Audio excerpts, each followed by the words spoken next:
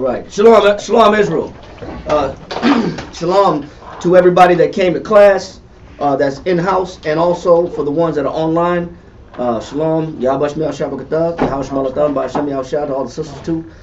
We ask the Most High to, keep blessing y'all, the viewers, and keep expounding and edifying your understanding of your belief and your faith. So that's our number one goal. So we want to also say shalom and shout out to all the brothers out there that are also isbhpk affiliate, Houston, Virginia, New York, Guatemala, London, Atazan, London, brothers in Albuquerque, California. We want to say shalom to. We have viewers also in the islands as well, so we want to say shout out and shalom to the brothers and sisters that watch from the islands as well. Shalom to you. And we want to get right into it. I know if possible we'll try to finish it up today. All right, but there's a lot to condense in a 2-hour time span, but we'll try to get to it as much as possible. All right, so what we're dealing with today is why am I so paranoid? That's actually the topic of the class. Why am I so paranoid?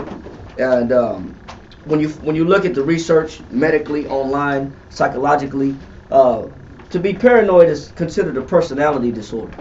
I'll give the description based on medical dictionaries. It says a personality disorder which features a pattern of pervasive distrust and suspiciousness of others, such that their motives are interpreted as malevolent.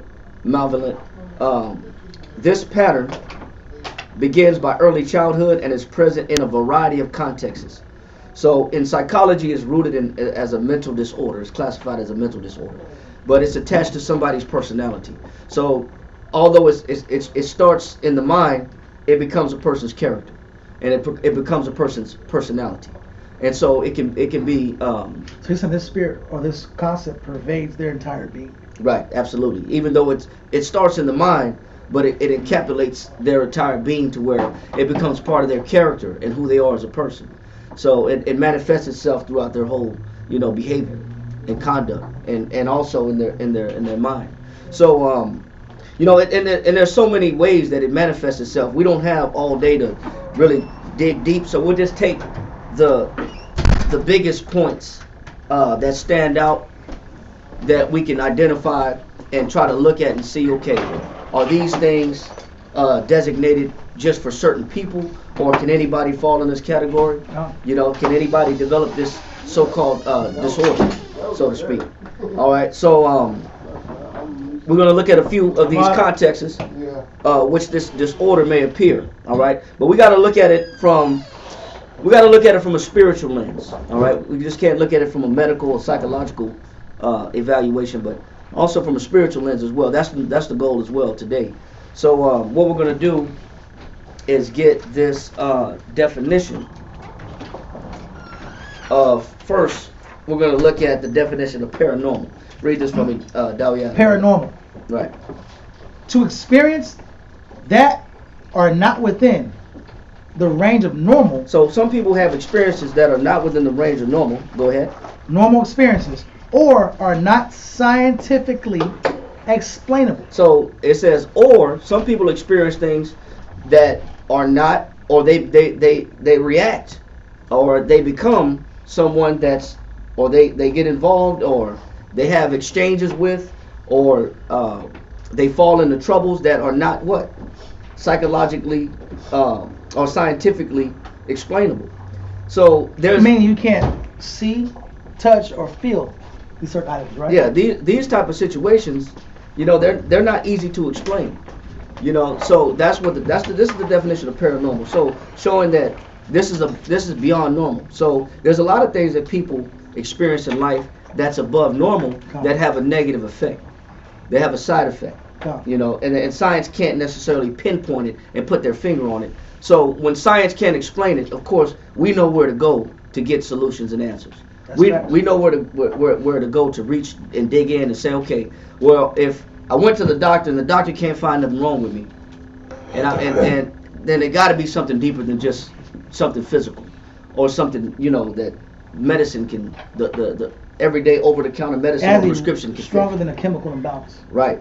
and it could be a chemical imbalance. So it comes out in a variety of ways. But there are certain things that happen where science just has no answer for, and they have no answer for it. They can't explain it, and that's when we go into the variety of contexts that a paranoid person can display. Okay. All right. So let's look at one of the, and we got, especially when it comes to the mind. The mind is so, there's so many different variables dealing with the mind. Modern man and modern science hasn't even tapped into they don't even understand how the mind works. Looking at some of them experimental things that Neuralink is doing with what's his name, Elon Musk. So far I think he put some of those Neuralink chips in some animals. Those animals died immediately.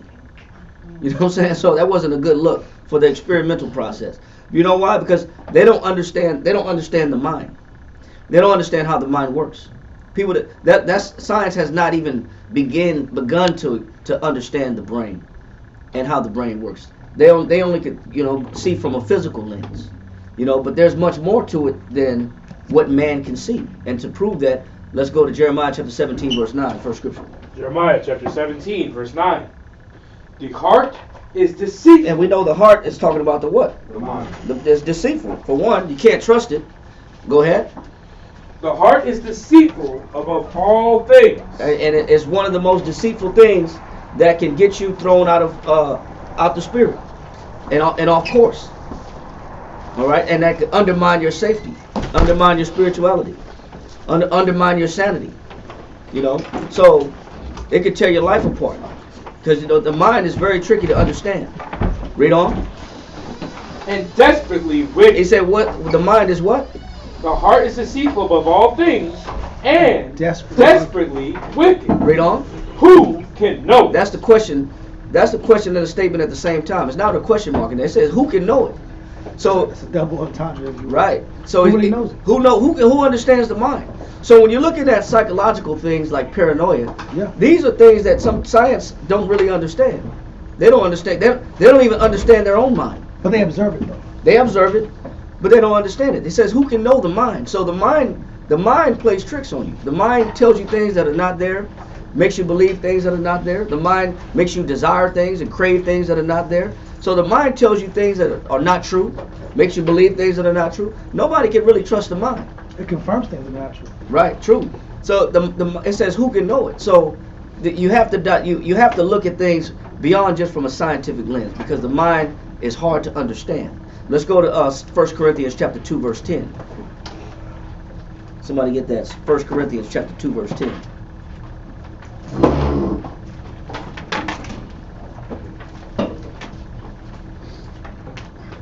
First Corinthians 2 and verse 10. Read that. But the Most High hath revealed them unto us. It said, but the things that are hard to identify scientifically, we go where? Where do we go to get the understanding of these things that modern day medicine or science can't evaluate?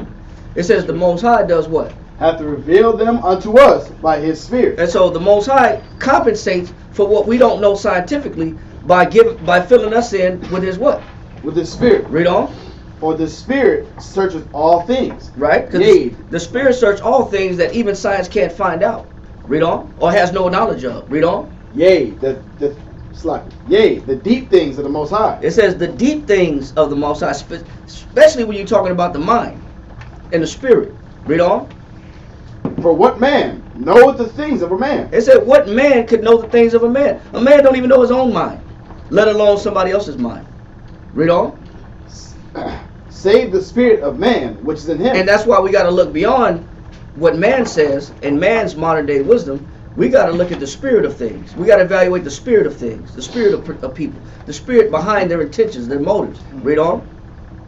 Even so, the things of the Most High knoweth no man, but the Spirit of the Most High. Jump down to verse 13. Which things also we speak. It says, which things also we what? We speak. Go ahead. Not in the word which man's wisdom teacheth. And that's why we just go off of a lot of these psychological or medical dictionaries just to understand the topic. But when it comes to how the ins and outs and how these things work, we have to go to the spirit which the Most High has to reveal to us, which modern day man don't understand. They don't understand the spirit behind how the body works, how the mind works, how temptation works, how deceit works. They don't understand the mind behind that. Read on. But which the Holy Spirit teacheth. Go. It said the Holy Spirit teaches. Read on. Comparing spiritual things with spiritual. And that's why we got to look at things how? Spiritual. We got to look at things, comparing spiritual things how? With spiritual. With spiritual. Yes, sir. It's kind of like how they try to autopsy a killer's mind, Right. dissecting the mind, trying to find out what's physically different about this mind versus someone else. Right. You know, were there contusions? Is the brain larger, smaller, or certain parts of the brain missing that's necessary for empathy or compassion? Are those elements of the brain are not there? Are there nervous systems that are not connected? Are there misfires in the brain? Are there, there's a lot. What kind is he dealing with psychosis? What elements of the brain is not functioning? Like you said, they study that aspect to try to see what was missing and what's not normal.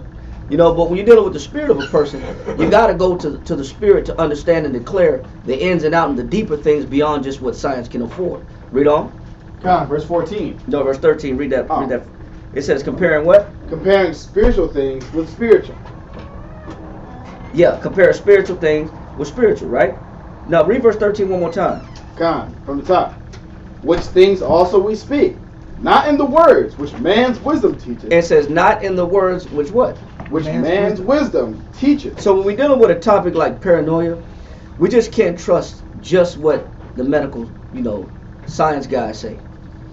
Just what these doctors and PhD guys say that say, well, we understand the mind. The mind is very hard to understand because the spirit controls the mind. And so you got to look at you got to go to a deeper source of information to understand when the mind, especially when you're dealing with topics like paranoia. You know what I'm saying? Because these are deep things. Now, one more verse in this before we get started. 2 Corinthians chapter 10, verse 3.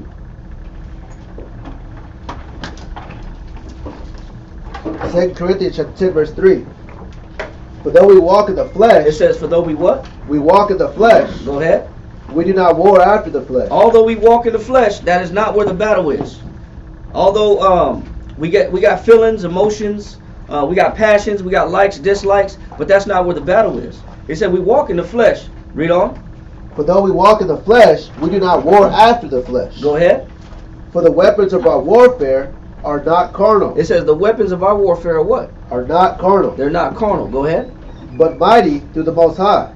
Go ahead. To the pulling down of strongholds. So now, a stronghold is what? A strong position. Is a strong idea. Is a strong thought. How do we know this? Read on. Down. Verse 5. Casting down imagination. Casting down what? What? Imagination. That's a major thing. And this is why it goes beyond just what the eye can see. It goes beyond just what a microscope can see. It goes beyond just what a CT scan can evaluate. It goes beyond just what a monitor or X-ray can produce. These things go beyond just the physical. It says the war that we're in, it says is what? Is mighty, pulling down the strongholds, casting down imaginations. Now what's an imagination? Just a rudimentary word for imagination. A dream. A thought. A thought. Delusion. A delusion, but a thought. More so, an idea. Not necessarily a delusion as of yet, but because a delusion is a false belief. So it could be just an idea, because people have ideas. Now they could be true, but they could be false. But whatever it is that a person holds on to, it says you gotta use spiritual weapons to bring down thoughts or ideas. Because sometimes people hold on to ideas that, especially when you're looking at paranoia. Paranoia is when somebody, I'll read the definition again. Is a personality disorder which features a pattern of pervasive distrust or suspiciousness of other people. So when I got this idea that I can't trust you, that's an idea. I gotta watch you. That's suspicion. Now, this idea of distrust or suspicion, it manifests itself in a variety of ways. But if I have this idea, I can't trust you, I can't divulge information to you, I can't talk to you, you don't have my back, On my best interest at hand. you don't have my best interest at hand, I'm suspicious of you. It says of others, such as their motives, I can't trust your intention. I gotta watch you from a distance. I gotta sit back and watch you from a distance because I don't know your angle. I don't know why you're talking to me. What do you want? What do you want from me? I'm suspicious of your motives. Why did you talk to me, Liz? Why did you say it like that? What did you mean by that when you said good morning? Yeah. What did that mean? You want me to mourn? Exactly. Exactly. But this is where people really have these are strongholds. There's this major skepticism that people hold on to where they can't talk to people, and it changes and alters their personality, and they can't cohabitate with people on a peaceful nature because their ideas are driven by this paranoia.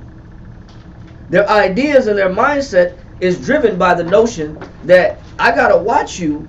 I don't trust them guys. I don't trust them brothers. I don't trust them sisters. I don't just trust a lot of people. Yep.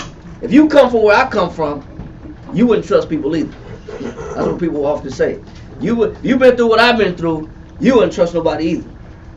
But people got these strongholds of why they can't evolve, of why they can't grow, and these strongholds keep them from developing or changing or altering or allowing somebody to show them that you can trust or to show them you can actually pull your guard down. But people rather hold on to these strongholds that nobody it's me against the world, it's me, myself, and I, it's my back against the wall. I gotta watch everybody. It's like I just got out of prison and I'm in the regular population, but I operate like I'm fresh out of prison. I'm watching my back. Like you're still there. Yeah, or I'm operating like I'm a Vietnam vet. Yeah. Like, you know, this PTSD. I still, you know, I go to a restaurant. I can't just keep my back to the door. I gotta look at the door. I gotta observe what's going on. I gotta be quick, because you know, in that environment, you know, my survival is based upon my alertness and my response time. True. Same thing in prison. I talked to many brothers who had just got out, did 10 years, and they just got out. I met brothers the first day they got out, and they did 10 years, and they talked to me. They talked to me like this. They talked to me. They step back, and they talking to me. They looking at me. They looking at my hands, and I could tell the brother. I'm just like, brother, you all right? Yeah. What's up? What you want? Hey, bro, I'm just trying to show you this cologne, bro. I'm just trying to show you this cologne. That's all I'm trying to do. You know what I'm saying? But the brother look at me like, hey, what you doing, man? Look at your hands. Okay, let me put my hands down. I ain't got nothing, see? I ain't got nothing. Ain't no shanks. Ain't no shanks in these hands. You know, because people, but look at the environment where it comes from. Institutionalized. Right. That mind for his survival, he had to develop skepticism for his survival. He had to develop this notion that I can't trust people. That's why I said it manifests itself in so many different ways. You just can't pinpoint, neither do we have the time to evaluate all the aspects of how paranoia manifests itself. But we do know it comes from certain places. But these are parts of a person's personality that if they have these patterns, it's classified as paranoia. All right? It says, suspicions of others such that their motives are interpreted as malevolent. This pattern begins early in adulthood. So what happens if I get bullied at school? I get bullied a couple times, then now what? I don't got no friends. Well, I don't have no friends. All my friends beat me up. All my friends took advantage of me. All my friends took my girlfriend. My friends took my boyfriend. My friends stole my money, stole my shoes, stole my jewelry out the locker. Or told my secret. Yeah, snitched on. Yeah, told what I thought was sacred, and they passed it out through the whole school. Now everybody knows. Everybody's mocking me. Everybody's mocking me for what I've been through. You know, so a lot of these things these patterns are brought on from early in adulthood. or childhood. You know, but the beautiful thing about a child is they know how to get over certain things quicker. You know what I'm saying? Adults, man, child heals faster. They heal faster. Yeah. Adults, man, you know, you do me bad, shame on me. You do me bad again, shame on shame on you. You do me bad twice, shame on me. You know, you do me bad a third time, I'm gonna get you. Yeah. You know, I don't let you do that to me no more. 3 strikes. Yeah, you out. So a lot of times this paranoia exists from different levels of growth, from adulthood, you know, it says early in adulthood. So we got to look at the spiritual aspect of it. Finish that in 2 Corinthians 10. Come. It says, casting down imagination. Casting down what? Imagination. That's why we got to go to the scriptures, which is the best way and the best source to identify and cast down what? Imagination. These thoughts or ideas. Read on. And every high thing that exalted itself against the knowledge of the Most High. And every high thing that exalts itself against the knowledge of the Most High. Now, how does the Most High feel about men that produce these ideas? You got to go to Proverbs first, chapter 6, verse 16, and then verse 18 real quick. Somebody grab that.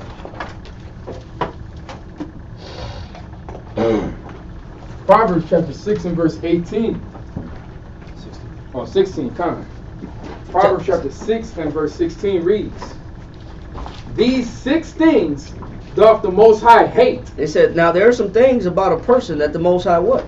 Hates, man. There's some things that about a person that the Most High does not like. And these are characteristics that we can possess. Now we're going to read all of them, but jump down to verse 18 just to get to the point. Verse 18. And heart that deviseth wicked imaginations. And what kind of person does the Most High hate? And heart that deviseth wicked imaginations. So this is a person that conjure bad or sour ideas or plans. They got these ideas that are unfruitful, that are no good, whether it be about people or themselves or about anybody. These are people that just meditate on wickedness. That's why it's necessary that the scriptures, you gotta use the weapons that the Most High gave us, which is the scriptures, to pull down these ideas, because there's people that manifest bad ideas. They manifest bad ideas about people. Yeah, and they push them so often that it almost seems real. They keep pushing the concept. They have that Willie D mentality. I make big money. I drive big cars. Everybody know me. It's like I'm a movie star. But late at night, something ain't right. Something late at night. Feel like being followed by the same sucker's headlights. He was dealing with some paranoia. You know, dealing with that paranoia, that Bushwick Bill, my mind playing tricks on me. So that type of mind frame, the Most High said he what? Hates. He hates that mind frame that just constantly just develops negativity, that broods negativity. Sourness. So, but there's, like I said, there's many different ways of where this comes from. So we're just going to look at some of the ways in which they come. Now, just to dive a little bit more into the features of this type of individual, read this right here. Individuals with this disorder. Individuals with this disorder. This comes out of another medical dictionary. Read on. Assume that other people will exploit. It says individuals with this disorder, they assume that other people will what? Will exploit. You're going to exploit me. Everything about you you're going to try to exploit me. You want something from me. I see why you're being nice to me. I see why you're being kind to me. Good act. Yeah, you're putting on a show. Yeah. I see you from a mile away. Come. You're not genuine. You're not sincere. So that people, it said individuals with this disorder assume that other people will what? Exploit. What else? Harm. What else? And deceive. Man, you're going to exploit me, you're going to harm me, and you're going to deceive me. So sometimes this is valid. Go to Ecclesiastes chapter 29, verse 7. Sometimes people got a valid reason for this.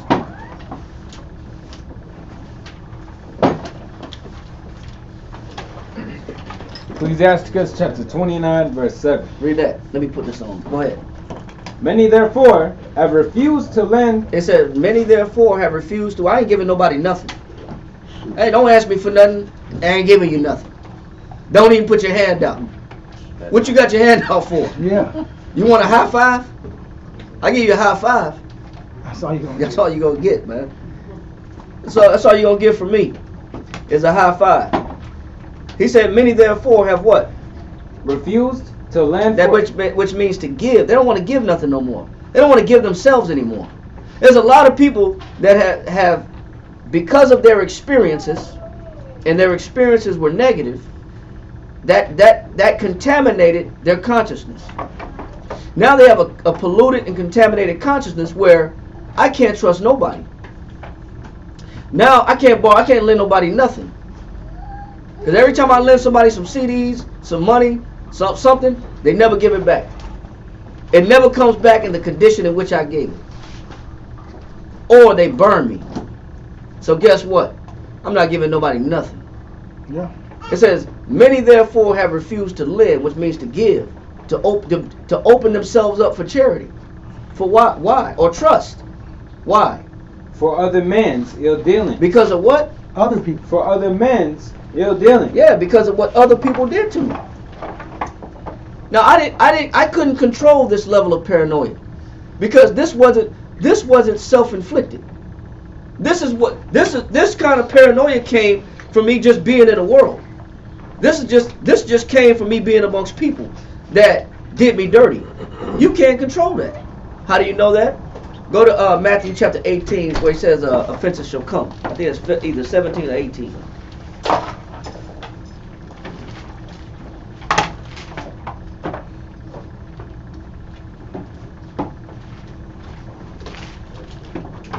It might be John. Luke 18 and 7? Yeah, read that. Matthew chapter 18 and verse 7.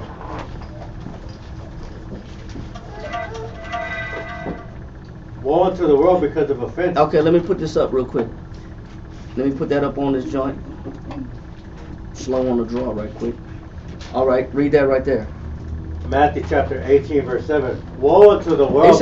It said destruction to the world because of what? Offenses. Because of offenses. But why is the Most High going to destroy the world? Because of offenses. It said because of all the offenses that exist in the world. He says, woe unto the world because of what? Because of offenses. Read on. For it must needs be. It said it must needs be that what? That offenses come. So can you avoid offenses? No. Can you avoid negative people? No. Can you avoid somebody doing you dirty? Can you avoid somebody stabbing you in the back? Can you avoid somebody breaking your trust?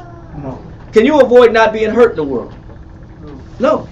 You're gonna get done dirty somehow, some way by someone. It's gonna come. Basically, what he's saying is it's inevitable. It's bound to happen that you will be offended by people. People are going to do you dirty. This is a guarantee. It's guaranteed that it's gonna happen. That people are gonna do you dirty. It's gonna happen. It's bound. But that wasn't by your design. That wasn't by your doing. That wasn't by your choosing.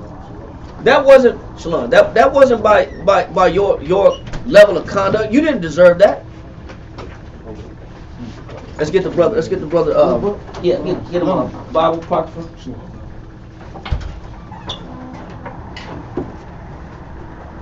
And grab the pen and paper if you got it too. Yeah. Grab the pen and paper if you got it. So read that one more time.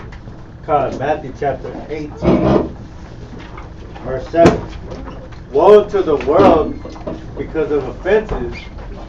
It say woe unto the world because of what? Because of offenses. That's why the Most High Christ gonna destroy the world. He said because of offenses. So the Most High is going to destroy the earth based on all the different situations that cause people to look at things sour and negative? Right, because of all the negative that exists in the world. Because the world is negative, and you can't control that. You can't control the level of negativeness in the world. Neither can you control not being offended. You can isolate yourself as much as possible. You could be a turtle in a shell. Yeah. You can be a hermit crab in a shell. You can do all things. You can pick your friends wisely. You can choose the people that you be around. But sometime or another, you're going to get offended. Somebody's going to do you dirty, and some harm's going to come your way, and you didn't necessarily deserve it. You didn't want it to happen. It wasn't your choosing. You didn't ask for it. it's bound to happen. It's uncalled. Yeah. It's inevitable. You will be offended at some time. Read on.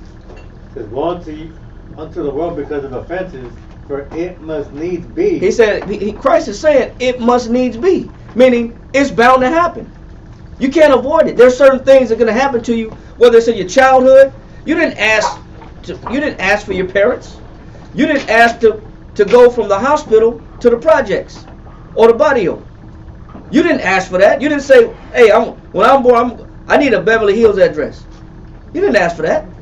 You know what? After they cleaned you up and gave you some like a lot of us born at the community hospitals, the free hospitals, the university hospitals. You know, we didn't get to choose where we wanted to go. we had to choose where our parents could afford. And they born in that environment. They cleaned you up and they brought you right back to the projects or right back to the little spot where all the cousins are. Or back to the situation where people smoke cigarettes in the house, but you're a newborn baby. You just got to deal. You just got to deal with it. Or green cigarettes. Yeah, or green cigarettes, right? Yeah. You just got to deal with it because you didn't choose that. You had no choice. So yes, there are offenses that are inevitable, that's bound to happen that you can't control. Read on. For it must needs be that offenses come. That's why he said it's bound to happen that offense is going to come. It's unavoidable. It's nature. It's offenses are natural. Read on.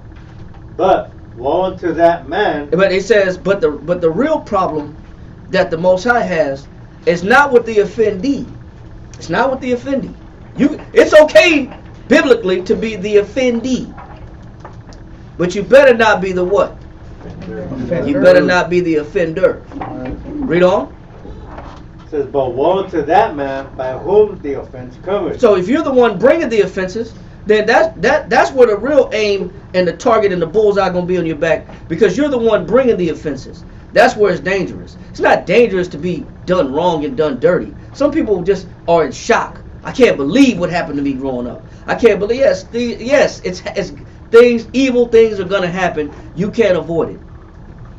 So yes, sometimes the paranoia is justified because of where I come from, because of my condition, the condition that I was brought up in. I couldn't avoid this level of paranoia.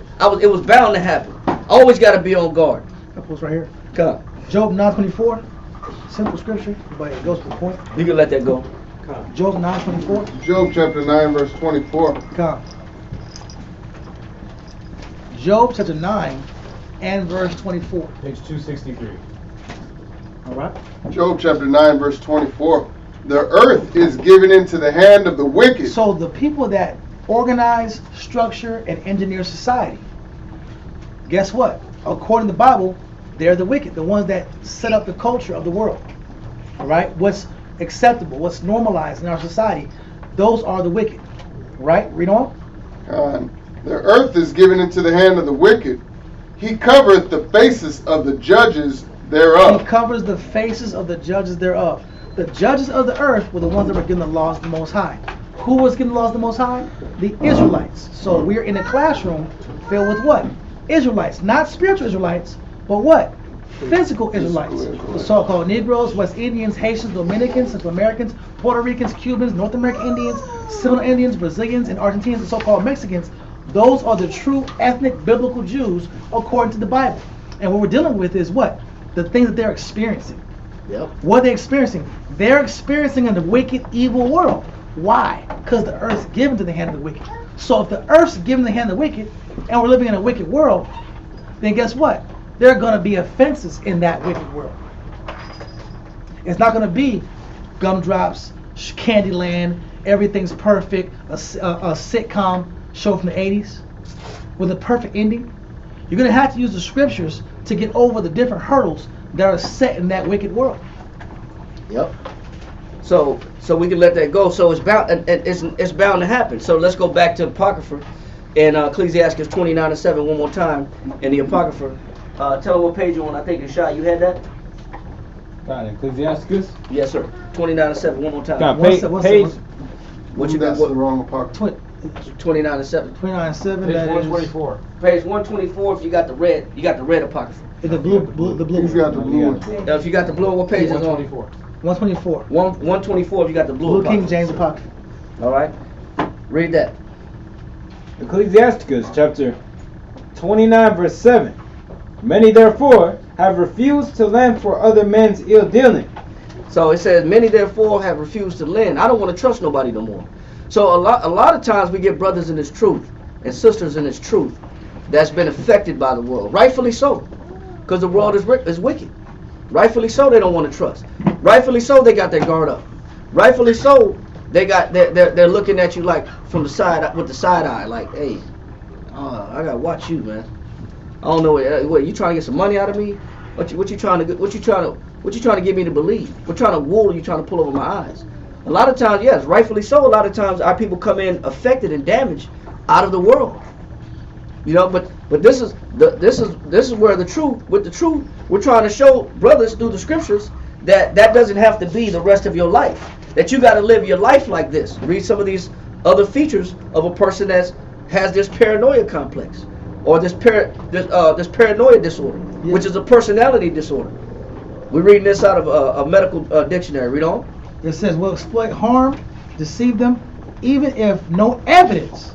So even if there's no evidence exists, go ahead. To support this expectation. Read on. They suspect on the basis of little or no evidence that others are plotting against them and may attack them suddenly. So I gotta keep my guard up because I can't trust you. It's like a dog that's been beat by an owner. You know, they naturally cower down. They naturally are on guard. They naturally are scared to come to you. They don't want to come to you. They don't trust you. And this is, unfortunately, you might have food. You might got food, a shelter. You might want to give them a new home, but they don't trust you because they've been kicked too much. They've been had too many rocks thrown at them. So for that reason, they keep their distance, and you put the food down and you gotta leave, and then they'll come and eat it, if they come at all. So people are unfortunately that way also. They've been damaged by the world to where they live in a world where I can't trust nobody. What is that now? Go to Titus chapter 1 verse 15. Go to Titus chapter 1 verse 15. When I live in a world where I can't trust nobody, first of all, you weren't meant to be put on a world with 6 billion people and for you to be alone. You weren't meant to just isolate yourself and be a hermit in the house because the world is evil. I'm just going to stay in the house all day because the world is wicked. Page 577. Yeah, you got it. Titus chapter 1 verse 15. Read that. Titus chapter 1 and verse 15. Unto the pure all things. It says unto who? Unto the pure. So unto the pure. And these people, unfortunately, that's been affected by the wickedness that's been around them, their conditions, the hostility, whether it's from their upbringing, from their own family life, from when they're in home circumstances, that comes from their families, their neighborhoods, their communities, or it's something they experience at school, or is it something experienced outside? It's showing you that there's people that live like this that no longer have a pure state of mind. He said, but unto the pure, what? Unto the pure, all things are pure. Things are no longer pure to a paranoid person. I can't trust nobody. But that's not the life you're supposed to live. You're supposed to live a pure life where your guard ain't up all the time and you're not suspecting everybody of evil around you. Everybody's gonna do me harm, man. Because that's where I come from, the mean streets of wherever you come from. These streets are tough. I had to survive on my own. Couldn't trust nobody. That's not a life. He said, unto the pure, what? Unto the pure, all things are pure. Read on. But unto them that are defiled and unbelieving. And how did I get defiled and unbelieving? Based on what we read so far. Because of other men's what? Ill dealings. Because of other men's ill dealings. Because people did me wrong. Because of other men's ill dealings. Finish that. Hold that. And finish that what you got in 29:7 one more time, Yeshai. Many, therefore, have refused to lend for other men's ill dealing. Well, go ahead. Fearing to stop. They got what on them? Fear. Fearing. That's a spirit. Spirit. That's a spirit. They got now. I got, because the world messed me up. I walk around with the spirit of what? Fear. Fear. I walk around with the spirit of fear because the world did me dirty. I don't trust nobody, man. Fear, and painful emotion or passion excited by an expectation of evil. It's an expectation of evil. I'm expecting you to do me wrong. So you know what I do in relationships? I get into a relationship and I try to get the best of the relationship before you break my heart. So I don't go all in my relationship.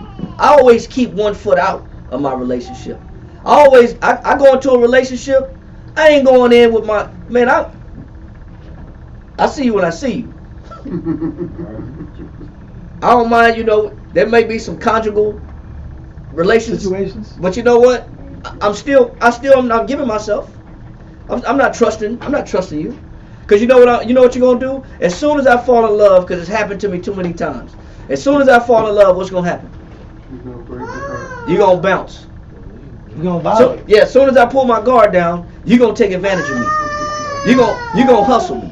So you either trying to get a place to stay, you trying to get some money, you trying to get some food stamps, you trying to get some credit card money, you trying to get something. You trying to get the whip, you trying to get the car, you trying to get something. You want a benefit. You want the benefit. So what I'm gonna do is, when I come into a relationship, I'm gonna come in with 1 foot in, 1 foot out. I'm ready to dip out, just in case I see any signs of fraudulent activity.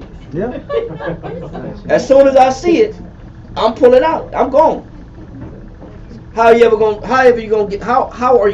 to get into a relationship and make a relationship being double-minded like that? But people live their life like that. They live their life with a double-minded exchange and how they deal with one another. Even their friendships ain't real true friendships. The friendships aren't sincere, because I'm too busy looking at you like, man, you gonna do something to me. Side eye. I'm looking at you from a side eye, so I can't trust you. So even my friendships aren't fulfilled. My relationships aren't fulfilled. I don't trust nobody at work. So I stay quiet. I stay to myself. So I'm in my own island. At work, I'm in my own island. At home, I'm in the cave. At home, I'm in the cave. I don't talk to no neighbors. I don't even know my neighbors. Yeah. I don't even know my neighbors' names. I don't know their kids. I don't know none of them. I look at them. They look at me.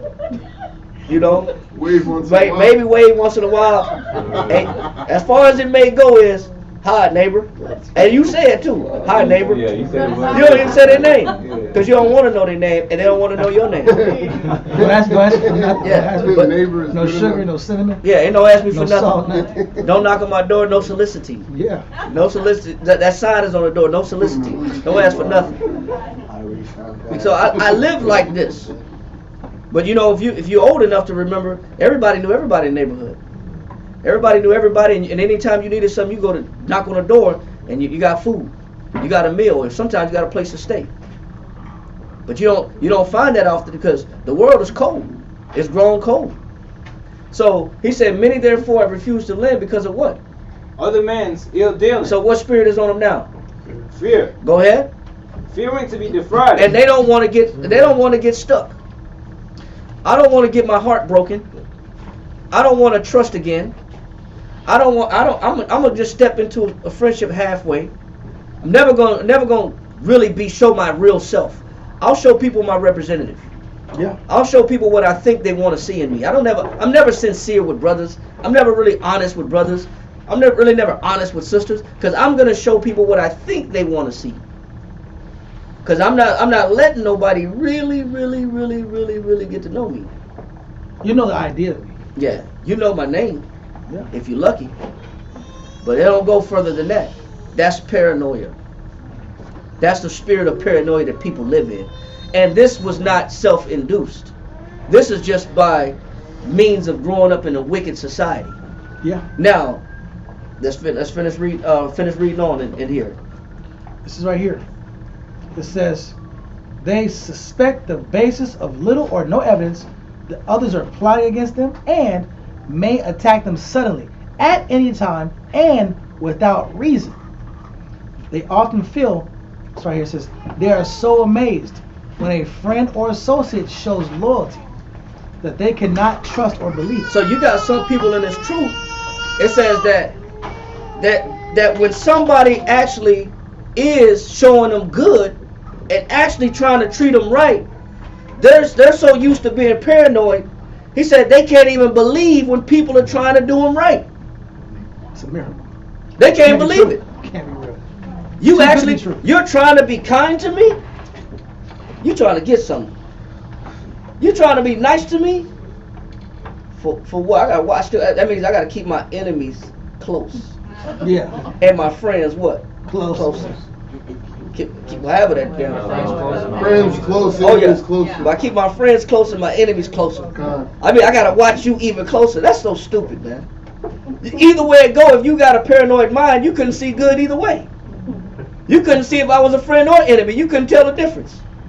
Because it says, even when somebody is showing loyalty, they cannot trust or believe it. You know, it's not until a lot of times a person don't want nothing to do with you, then you're like, man, that was my friend. Or, damn, that person did love me. Well, it's too late now. When the wheels dry. Yeah, because you didn't let your paranoia get the best of you. Because you operate in fear because you don't want to be defrauded. Because somebody did you dirty. So finish that and let that go and finish that in Titus. Titus 1:15. Unto the pure, all things are pure. It said, but if you don't have that pure state of mind, then if your mind state, your thought process is contaminated, even by a little bit. He says, unto the pure, all things are pure. Read on. But unto them that are defiled. It said, there is a but. You got people that keep a pure state of mind and don't walk around with paranoia on their left and right shoulder. Then you got some people that give the people the benefit of the doubt. Then you got people that walk around treating people kindly. That is not affected by the world. But if I'm not one of those individuals, and I got this but on in front of me, but unto the what? But unto them that are defiled. It said, but unto them that are defiled. If my trust has been smashed to the ground and stepped on by everybody I know, then what? Read. But unto them that are defiled and unbelieving is nothing pure. It's nothing pure. So he's showing you what? That if you've been contaminated, if your trust has been broken and violated, then you don't see nobody good. Even when people are trying to be good to you. Why is that? Why is my trust fractured? Why is my trust broken in shambles? Why I gotta treat people the way I do? Because I really, behind me, I'm trying to get the best of them. Because I'm gonna get the best of them before they get the best of me. Yeah. That's how I live my life. I gotta apply because you gotta apply. Yeah, I'm gonna out hustle you. Yeah. So you got you trying to hustle me, I'm gonna out hustle you. You got another thing coming. I'm gonna get you first. I'm gonna get you before you get me. He said, but unto them that are defiled and what? And unbelieving. And they're defiled and unbelieving is what? Is nothing pure. Is not that. You know what? If you let this spirit get on you, then it will consume you. You will be consumed with a paranoid mind state. If you even just meditate on the fact that, you know what, I gotta keep my distance. I can't trust nobody no more. That doesn't just stay where it is. It grows. Matter of fact, give me this definition, Dawiyat. Give me this definition.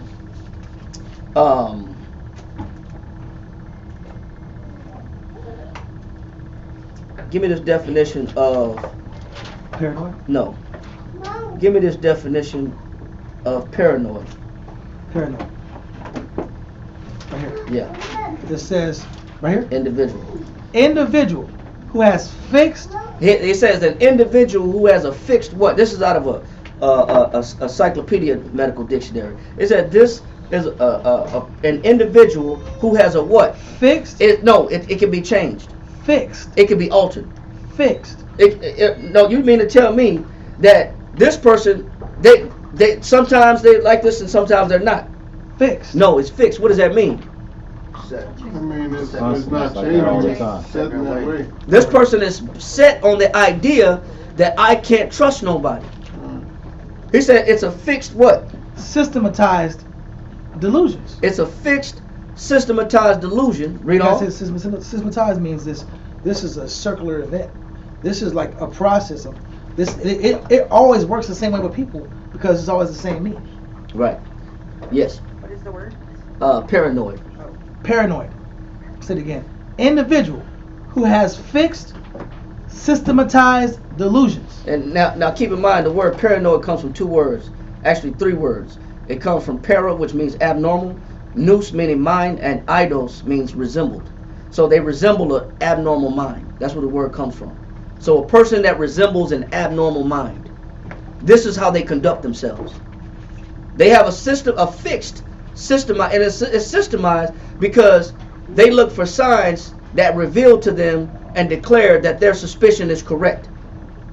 You showed signs, you know, I said this, you responded this way. I said that, you act like this, or you entreated me a certain way that just reminds me of other people. You remind me of so-and-so. You did the same actions, you got the same speech, you got the same behavior of those people that burnt me before. So now you following the same protocol. So now you, I can't trust, and I put you in the boat with all other men. All men are dogs because I got done wrong. Or all women are bees because I've done wrong. Because of one woman broke my heart. Because I see the signs, man. You showing me them signs. And those signs are what I need to see to declare to say you the same as everybody else. So it's a fixed, what? Systematized delusion. Go ahead. Is suspicious. What else? Has a persecution complex. It's a persecution complex, meaning everybody's out to do something to me. Everybody's out to get me. Everybody's out to harm me. I take everybody personal. I take what they say personal. I take what they do personal. I take their behavior personal. Everything is personal. Read on. It says is resentful and no. Stop. It says has a persecution complex. They're also what? Resentful. This person is also resentful and what? And bitter. I hate that I even met you. I even hate that you in my life. I hate that I even ever known you. Wow. Was that deep? Wow. Is that heavy? And I'm bitter? I'm disgusted by you. I'm disgusted by your presence. I'm disgusted how you talk. I'm disgusted at your laugh. I don't even like your laugh. That's heavy, man. You mean to tell me people they let paranoia overthrow their mind till they get to this level?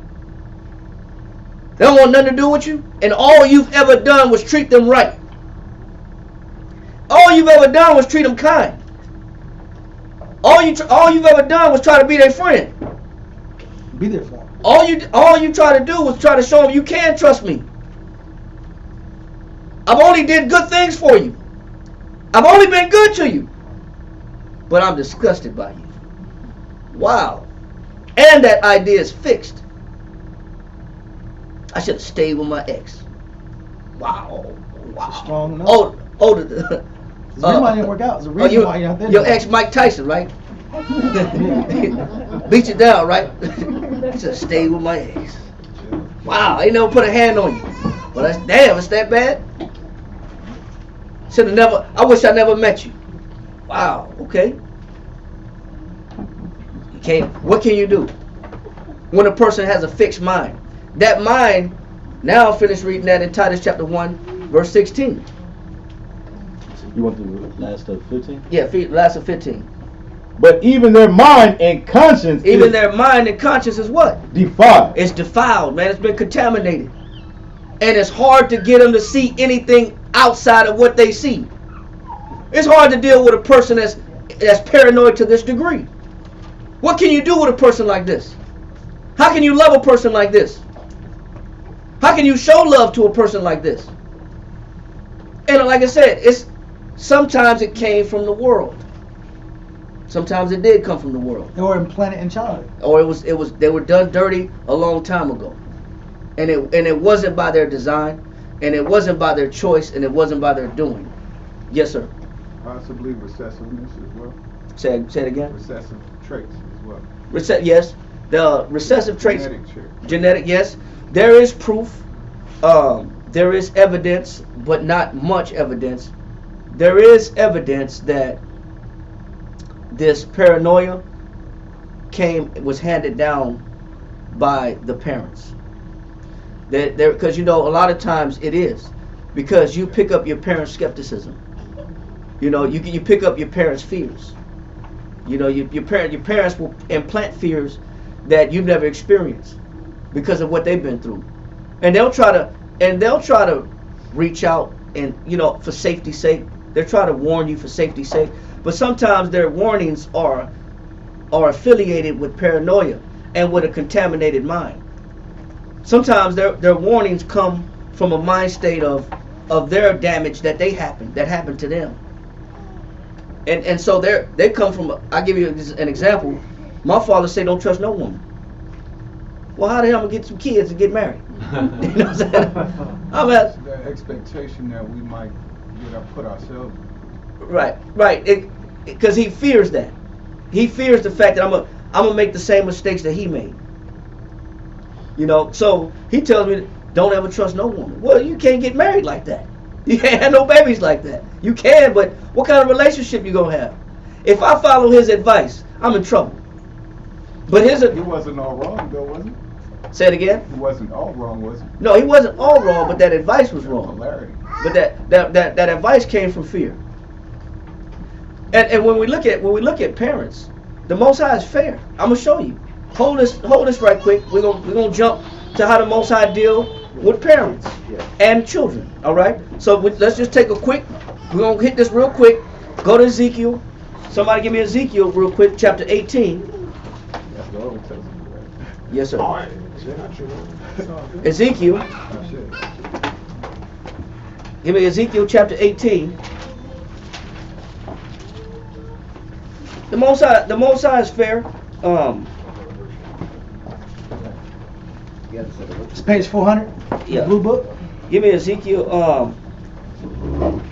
Give me Ezekiel chapter 18. Start at verse 5. I need you to read down real quick. God, Ezekiel chapter 18, verse 5. But if a man be just and do that which is lawful and right. He said, but if a man be what? Be just. Go ahead. And do that which is lawful and right. So, say me as a man by myself. If I'm just and I do what the Most High tell me to do, I keep His commandments, right? I'll do what's right. Read on. And hath not eaten upon the mountains, neither have lifted up his eyes to the idols. I didn't worship no idols. Go ahead. Of the house of Israel. Read on. Neither have thou defiled his neighbor's wife. And I didn't sleep with my neighbor's wife. That's called what? Adultery. So I didn't commit adultery. I didn't worship and serve no idols. And we also know idolatry and worshiping the mountains it's a rendition of saying that the mountains was where the high places were. That's where a lot of child sacrifice was done during the Old Testament time with these other nations. You know, I didn't participate in child sacrifice. I didn't worship no idols. We also know ganja is an idol. So in order to celebrate the god of ganja, you got to smoke ganja in celebration to ganja. So I didn't participate in no sorcery. I didn't do no drugs. I didn't worship no idols. I didn't do no drugs, no child sacrifice, and I didn't sleep with my neighbor's wife. Read on. Come. Neither had come near to a man a menstruous woman. Or I didn't sleep with a woman on her cycle. Right. So I'm doing everything according to Scripture. I don't sleep with no woman on her cycle. Read on. And hath not oppressed any. And I don't oppress nobody. I don't oppress the poor. Read on. But hath restored. I'm not that offensive person that we read in Matthew 18. Okay. Read on. But hath restored the debtor his pledge. But anything I promise, I make good on my promise. So if I promise you something, I keep my word. I don't go back on my word. If I borrow something from you, I give it back to you. Read on. Hath spoiled none by violence. I don't spoil nobody by what? Violence. So I don't take advantage of nobody. I don't extort people out of the things that they have that I want from them. I don't extort it. I don't extort people. So he's given a list of attributes that he says if a man don't do these things, read on. Hath given his bread to the hungry. And this man gives his bread to who? The hungry. That man see homeless people. He see hungry people. He say he give out his bread to the homeless or to the hungry. Read on. And hath covered the naked with a garment. And if it's cold and I see somebody with no shoes and no shirt and no socks and it's hella cold outside, you know what? I reach in and I find out, man, what do I have that I could give this person? What can I offer this person that don't have nothing? Read on. He that hath not given forth upon usury. Or if I lend you something, usury is interest. Okay, I lent you 100, but I want 150 back. That's actually against the law of God when you're dealing with your people. Like that. The nation of Israel. When you're dealing with your people, the so-called Negroes, Puerto Ricans, Cubans, Dominicans, Haitians, so on and so forth, when you're dealing with your people, you can't do usury. You borrow $100, you know, hey, you borrow $100, or you lend somebody $100, you give them, you know, they supposed to give you 100 back. It ain't supposed to be you give me back double, because you took too long. That's wrong. Read on. God. Neither hath taken any increase. Read on.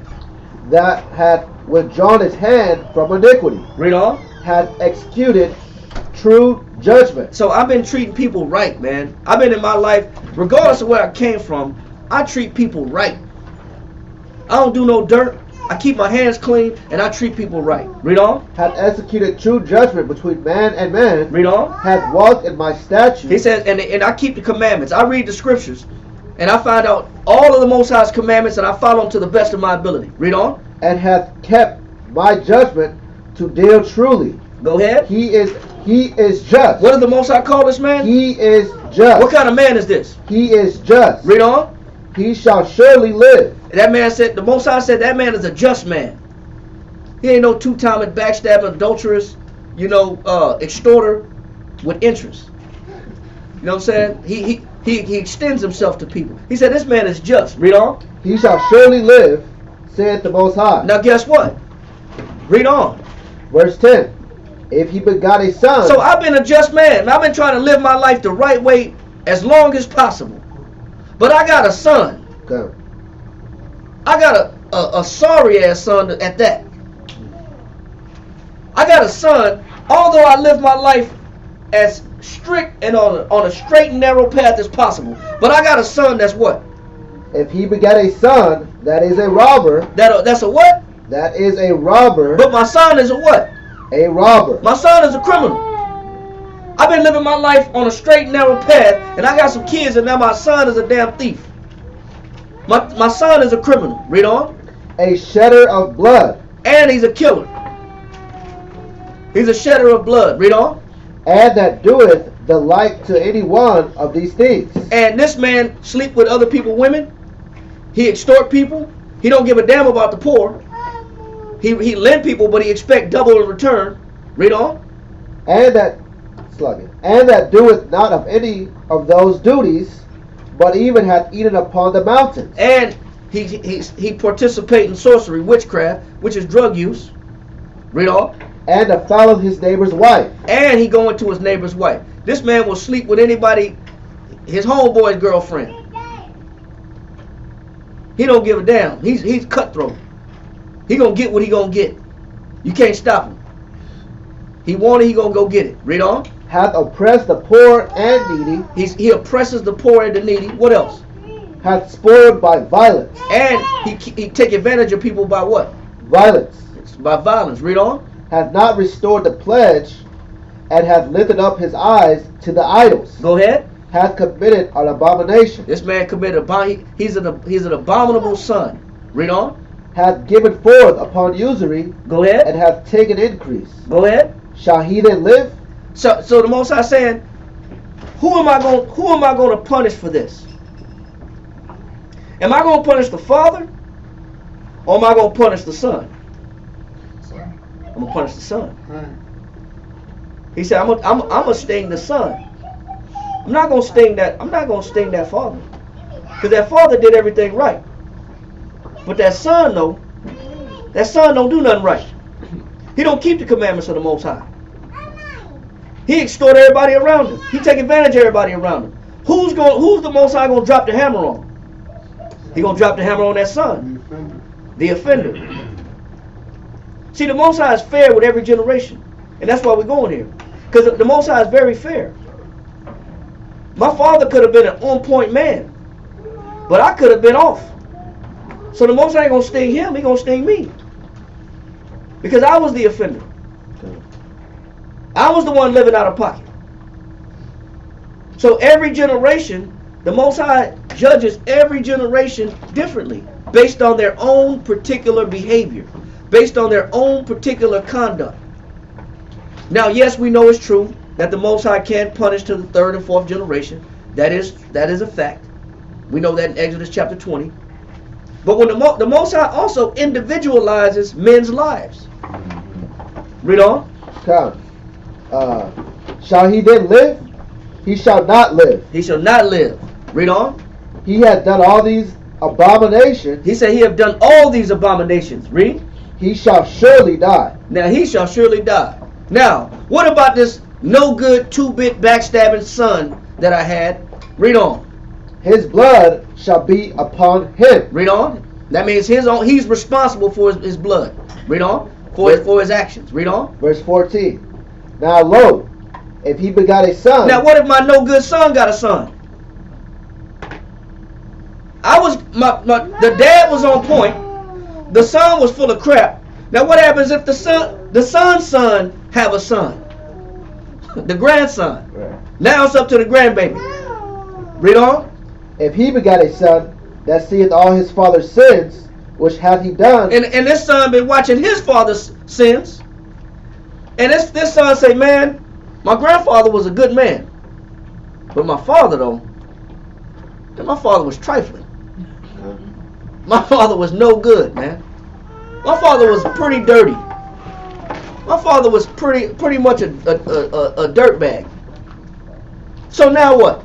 So if I sit back and I say, man, I watched and I analyzed all the actions of my no good father or no good mother. It goes both ways. It ain't just the men as supposed to be examples to their children. It's the women also. But if I watch my father and I watch his lifestyle, I watch what he been through, I watch what he did, and growing up, and I see how my father wasn't really a good person. And I say, man, I ain't doing that. Read on. It says, and considereth and doeth not such like. He said, and he considers his father's actions, and he says within himself, I'm not doing that crazy stuff I saw my father do. Yeah. I'm not going to be like my father. I'm going to be different. Read on. Verse 15. That hath not eaten upon the mountains, neither hath lifted up his eyes to the idols of the house of Israel, hath not defiled his neighbor's wife, neither hath oppressed any, hath not withholden the pledge, neither hath spoiled by any violence. Read on. But hath given his bread to the hungry, and hath covered the naked with a garment. Read on. That hath taken off his hand from the poor, that hath not received usury nor increase. Read on. Hath executed my judgment, hath walked in my statutes. Go ahead. He shall not die. What about the grandson? He shall not die. That considered all the actions of his no good father. He shall not die. That didn't want to duplicate the actions of his father, who didn't want to follow his upright father, the grandfather. He shall not die. So the grandson got a chance. Okay. As long as he don't repeat his father's mistakes. The grandson got a chance. So the Most High deals with every man individually. Every generation, he isolates the generation and deals with them according to their behavior and their allegiance to him and his commandments. The Most High is fair. He said that grandson is not going to die. What else? He shall not die for the iniquities of his father. So I could have been in a family of mafiosos. I could have been in a gang family. But if I choose to not do, I could have been in a drug dealing gang family, a community of crime doers. But if I choose not to repeat and duplicate their lifestyle, the Most High said, I'll live. The Most High is not going to punish me because I'm not going to fall victim to what I see my relatives do. Everybody's situation, the Most High is taken on a case-by-case basis. We got that? Good. All right. So now finish that in where you was at in Titus. Titus 1 and verse 15 from the top. Unto the pure, all things are pure. And that's why it's so important that I got to stay pure. That I can't let that paranoia creep in. He said, unto the pure, what? All things are pure. There is a but. Read on. But unto them that are defiled. And Titus, we're in Titus in the New Testament. We're in Titus chapter 1, verse what? 16 now? 1, it's 15. The rest of 15, right? God. The bottom half of 15. God. Read on. But unto them that are defiled and unbelieving is nothing pure. So now if I'm defiled, if I've got a contaminated paranoid mind state, I don't believe in nobody. I don't believe in nobody. I don't trust nobody. I don't believe in nobody. I'm just trying to get in and get out. I'm going to move in secret and move in silence because I don't trust nobody. He said, unto the defiled and unbelieving what? Is nothing pure. Read on. But even their mind. But even their what? Their mind. What's wrong with their mind? And conscience is defiled. What's wrong with their mind? Defiled. Their mind is defiled. This goes beyond scientific evaluation. Now, a scientific evaluation could be, okay, man, this person needs some clinical help. We need to give this person some medicine that's going to either calm them down. They need to take some meds to either sedate them. You need some Ritalin. You need to slow their mind down, numb them a little bit, so they can keep their composure. Say again. Sorcery, yeah. You know, but I'm not going to deny nobody. There is herbs. Are we not wired differently? But we're not made the same. We're not. But the Most High make medicines out the earth to heal. So I'm not going to despise the medicine man. But there is times where, as far as what the doctors can do in a medical facility, they can't see the spirit of a person. Only the Most High can judge the spirit of a person, and He knows what's spiritually wrong with that person. And I can tell you why. You know why? Because they keep them on the same drug, and their condition isn't getting better. Nope. That's how you know it's not a business. I'm not saying people don't need medication at times. What I'm saying is that a lot of times their game is, I need you to be addicted to me, and I'm the source where your money comes from, and I'll give you a temporary solution. Whereas the Most High gives us a complete solution. Right. So we understand in the Scripture. Because what pill do you have for a resentful, bitter soul? Yeah, but numbing agent. Right. That's it. What? But if your environment, if that's all that is, brother, survival is the only thing that you have. Right. But that is. You come into enlightenment or environment. Exactly. And that's why we say that some paranoia is not brought on because of that it's self-inflicted. It's from the world that I live in. It's the condition. It's the environment that created this paranoid person that I am. It's the environment that created that sculpted me into the man that I am, to where I don't trust nobody. You know. But now there is situations where the paranoia is self-inflicted. So that's why I said it appears and manifests itself in a variety of ways. Some of it is not self-induced, and some of it is self-induced. Finish reading this right here, Daviat. This paranoid person right here, individual who has fixed, systematized delusions. They have fixed, systematized delusions. We read that already. Read on. Is suspicious. And they're what? Suspicious. What else? Has a persecution complex. They got a persecution complex. Everybody's out to get me. What else? Is resentful and bitter. They resentful and they bitter as hell. Right? Now, sometimes that's from the world. So there's scriptures that we went to show that because of other men's ill dealings, now I'm afraid to be defrauded. I'm afraid to be taken advantage of. Because the world is evil, he said, offenses shall come. He said, but woe to him from whom offenses come. So we know that, yes, there is a time when the world did me dirty, and I'm a result of my environment. I'm a product of my environment. That is true sometimes. But sometimes this paranoia is brought on by what? It says, estates due to alcoholism. It says, but also, the paranoia can be self-inflicted, brought on by what? Alcoholism. So it can be drug-induced. That ain't got nothing to do with the world. That was me going to the store and buying what said Crazy Horse.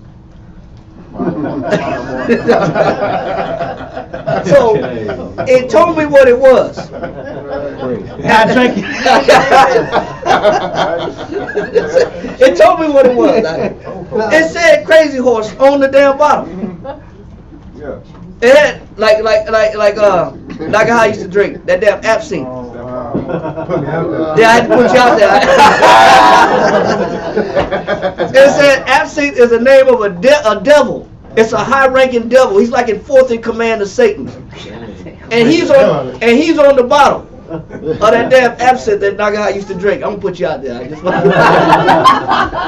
And remember, he was responsible for raising up spirits. He was right. That's why you drink that stuff. He raised you from the dead. Absinthe was a demon that was fourth in command of Satan. He was a high-ranking devil, and he used to drink it. It would be on the bottom. We mocked him for it. That's why I put it down. He put it down. He didn't drink that stuff anymore. You know what I'm saying? But this paranoia is brought on by what? I did it to myself. Nobody made me drink that. No, nobody forced that in my mouth. I had to voluntarily do that to myself. What I didn't understand was that there was a repercussion. That's what I didn't understand. That part. Yeah, that part. That there's a repercussion to alcoholism. Right. I didn't know the end result to alcoholism. So, read this right here. Ecclesiastes in Apocrypha, chapter 31. Red book. Red book. Tell me what page. 31. 35. Page Verse 29. 89. 31 verse 29 you said? Yes, sir. Come. Ecclesiastes chapter 31 verse 29. Page 89 in the red book. But wine drunken with excess maketh bitterness What of does the mind. does the Bible say don't drink no wine?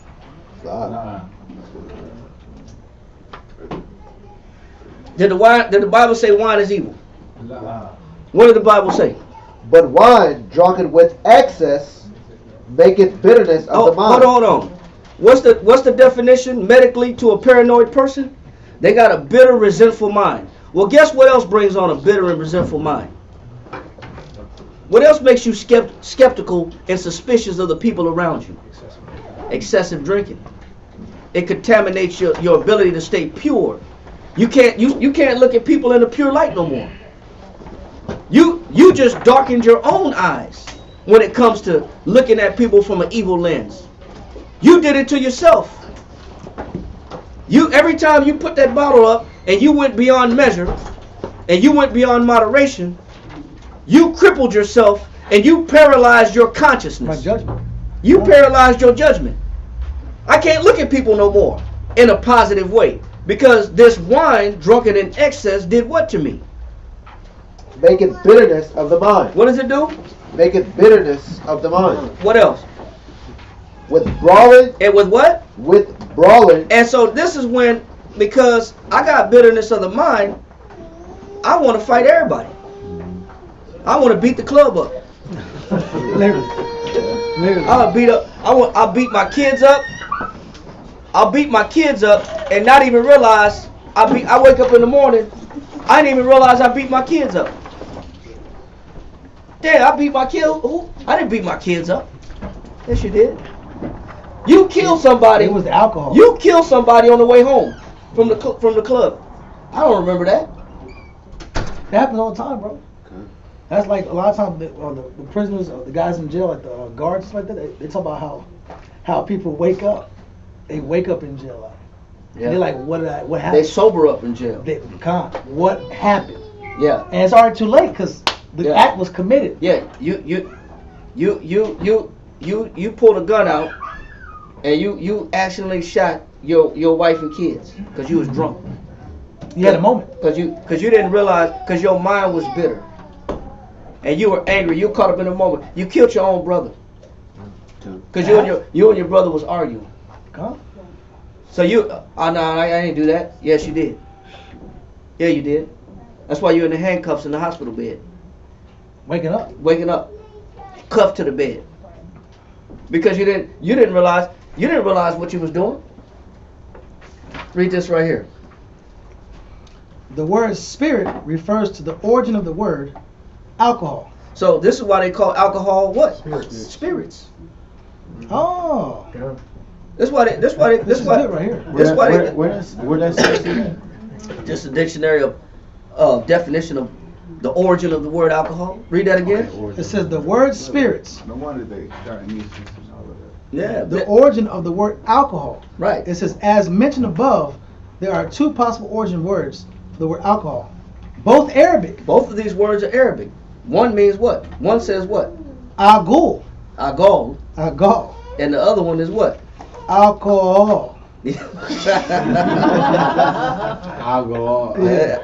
Alcohol And alcohol. yeah, you say both of them drunk. That sounds like you're drunk. What was you drinking? Alcohol. Each of these is possibly a reason for the word spirit to refer Because to they both mean spirit in Arabic. So this is where they say they get the word alcohol from. I know it's a spirit, man. Wow. You playing with spirits. Because you playing with spirits that that has contaminated your judgment, that's contaminated your outlook, that's contaminated your perspective, that's contaminated the ability to look at people in a positive way. Friends, family, loved ones, close people. Man, you know what you told me last night when you was drinking? No. You told me some of the most hateful things that anybody's ever told me in my life. Damn. Man, what did I say? I don't remember. Yes, sir. Just thinking about what you just said right now, just thinking back on where it says even the mind and the consciousness are found. Because the left brain handles reading, writing, and calculations. You got to speak up. That's a little, you know what I'm saying, just for the camera's sake. The left brain handles reading, writing, and calculations. Some call it the logical side of the brain. Says the right brain is more visual and deals in images more than words. It processes information in an intuitive and simultaneous manner. That's what I said, the mind and the consciousness, your whole mind. Both sides. Both sides of the brain is malfunctioning because of a self-induced chemical or a self-induced spirit. So he's showing that this paranoia is brought on sometimes by the effect of your childhood, your upbringing, your environment, but sometimes you did it to yourself. Sometimes you do it to yourself.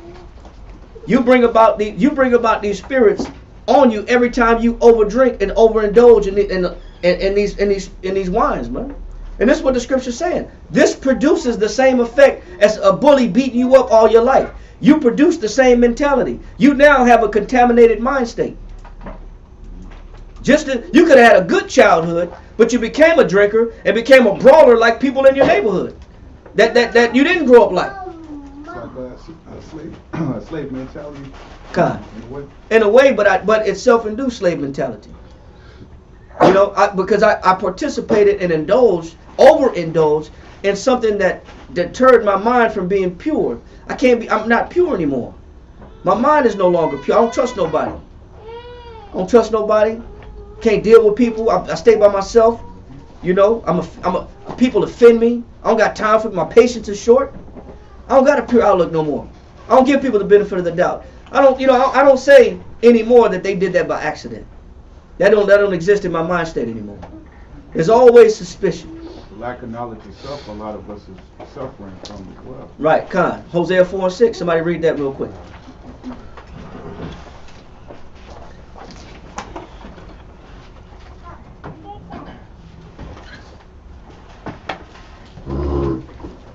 Hosea 4 verse 6.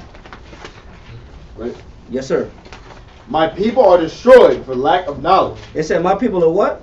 Destroyed for lack of knowledge. It said my people are destroyed for what? Lack of knowledge. Lack of what? Knowledge. Knowledge, man.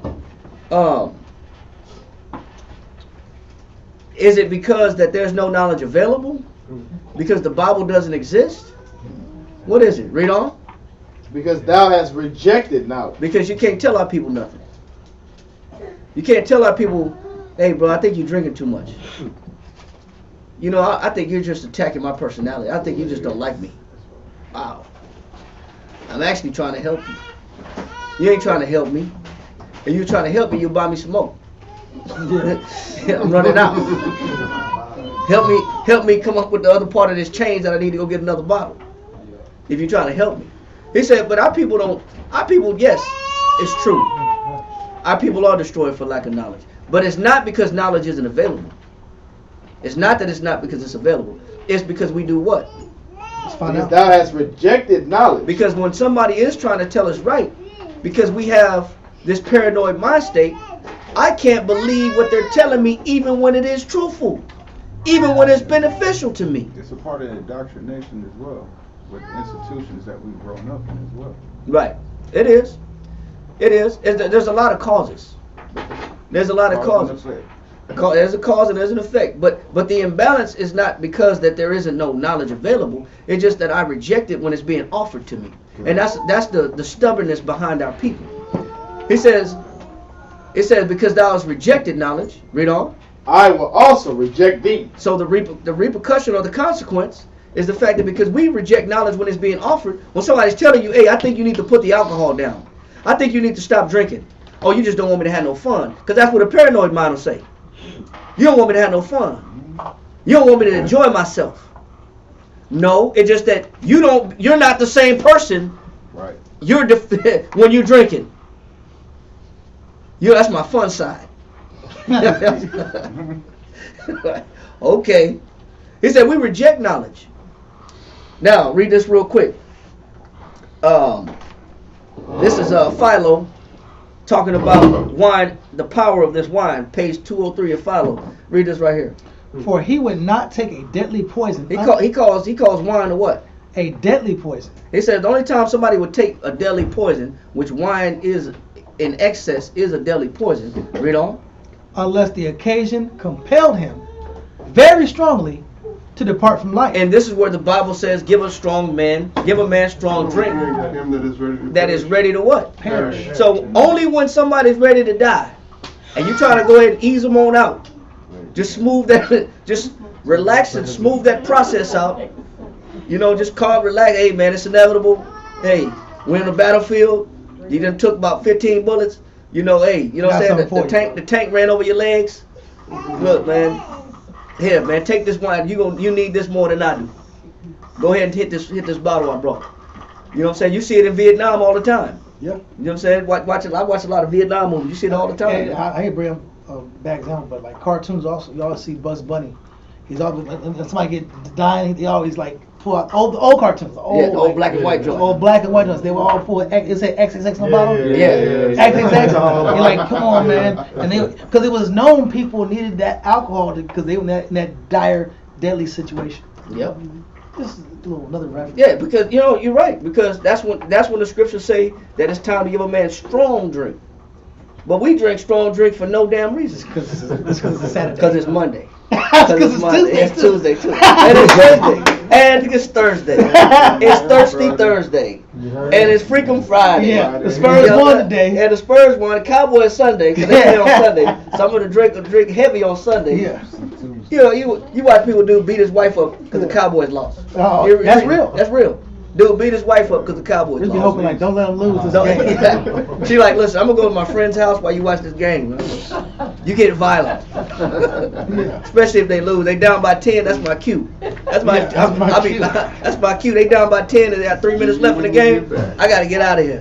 Because you about to go crazy. So he said, that's when you give somebody strong drink. Read on. It says, compelled with very strongly to depart from this life, as it might urge him to depart from his country. All right, but now jump down right here. But it appears to me that a man would, without the slightest hesitation, choose, if a choice was permitted him, that death which separates and disunites the soul and the body as a lesser evil. He calls death a lesser evil than what? Read on. Wow. In preference to that greater one. He says there's a greater evil greater than death. Let's find out. This is crazy. He says what? The alienation of the mind. He said when you lose your damn mind. Wow. He said losing your mind is worse than death. He says and alcohol contributes to a person losing their damn mind. He said that's damn near worse than death. To no longer have control over your mind state. You've polluted your mind so much that it's been disunited. You can't think straight. That's what the mind is strong. The mind is very strong, but the mind is also delicate. And you got to be careful with the contaminants and the pollutants of how you intoxicate the mind. Because he said the mind can unravel you. The wine drinking can unravel the mind. Read on, right here. It says, on this account, forsook. Old forsook. Men of old time called skill in the art of making wine madness. What did they call the skill of making wine in old time? Madness. That word was called myonomine. Myonomine is for man. That's his occupation is a winemaker. That's the name of an ancient name of a man whose occupation was winemaking, and that was myonomine. That name means madness, because he was producing madness. That was a male producer of wine. They gave him that name, myonomine, because that name dictated the results the results of drinking too damn much. Read on. And call the Baki, who are carried away under the influence of wine, mad women. And if a woman was carried under the influence of wine too much, they call her Mayanides.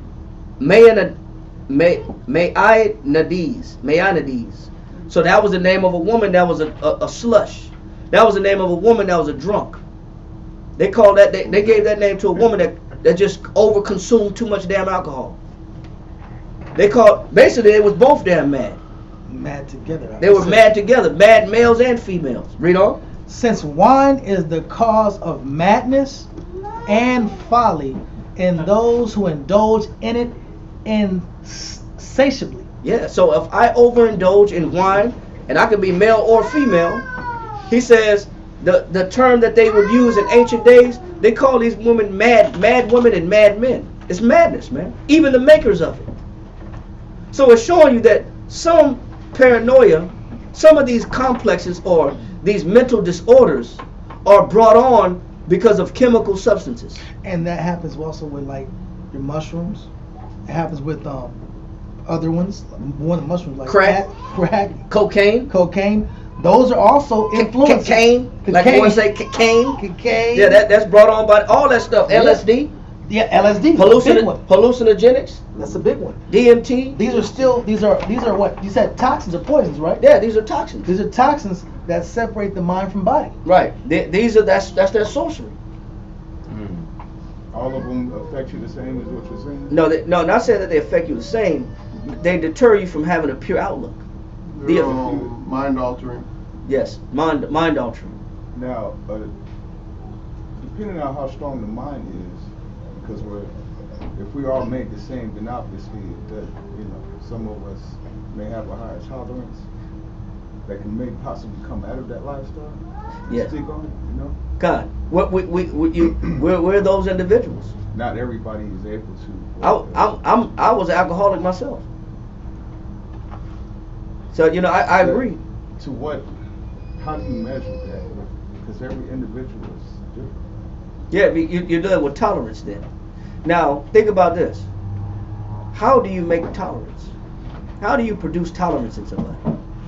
Overuse or something? Yes, you have to overuse it to begin with. Max out. You know what happens when you first start drinking? You Earl. And then for those that don't understand what that term means, you're talking to the porcelain god in Jake terms and Jake terminology. What if the medicinal use helps your body recover? Now, there is a time when alcohol is good for medicinal use. Nagaha, you got a scripture for that? Because I think it's where maybe it's placement. I know I'm picking on Nagaha a little bit. But go ahead. I don't disagree with you, brother, but in some cases maybe placement with some of these things as well. Because it's like if we have to do surgical work, basically what you're showing, we have to use the right tools for it. Right.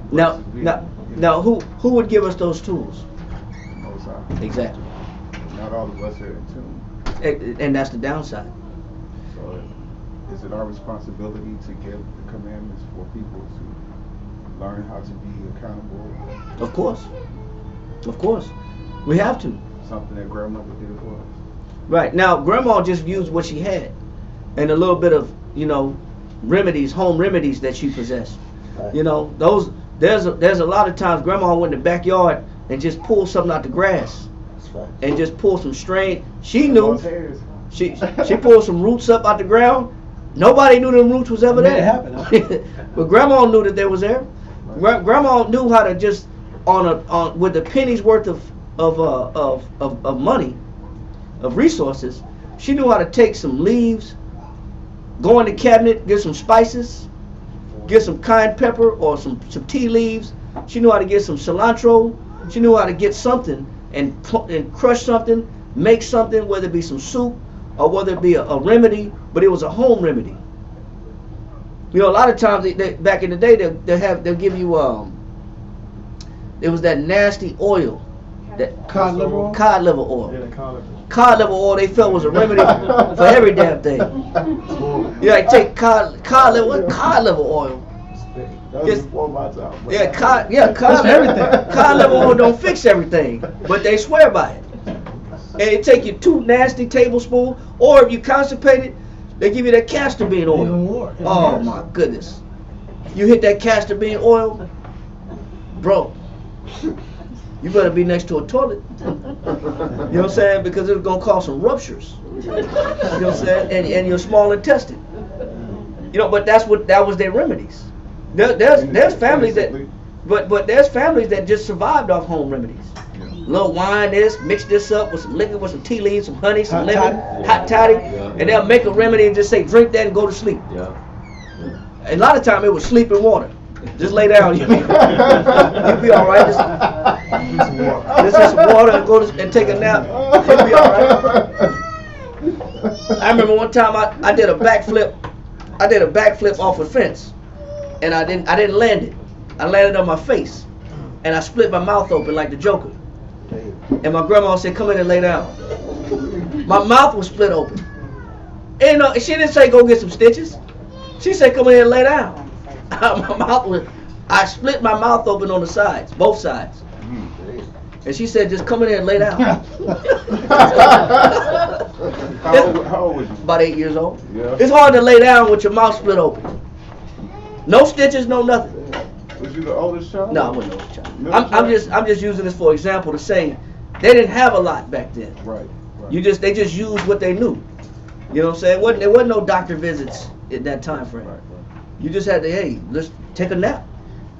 Deal with it. You know? But Drink some water. yeah, drink some water. And that's it. So he's showing how a lot of these things are self-inflicted, right? So now imagine this. Imagine if I already have a disastrous upbringing that had created a mindset that don't trust nobody because of my environment that I come from. So I'm already paranoid from the environment that I come from. And because I came from this disastrous environment, I try to calm myself down and sedate myself with alcohol, which adds another level of paranoia. So now what is my condition or state of mind?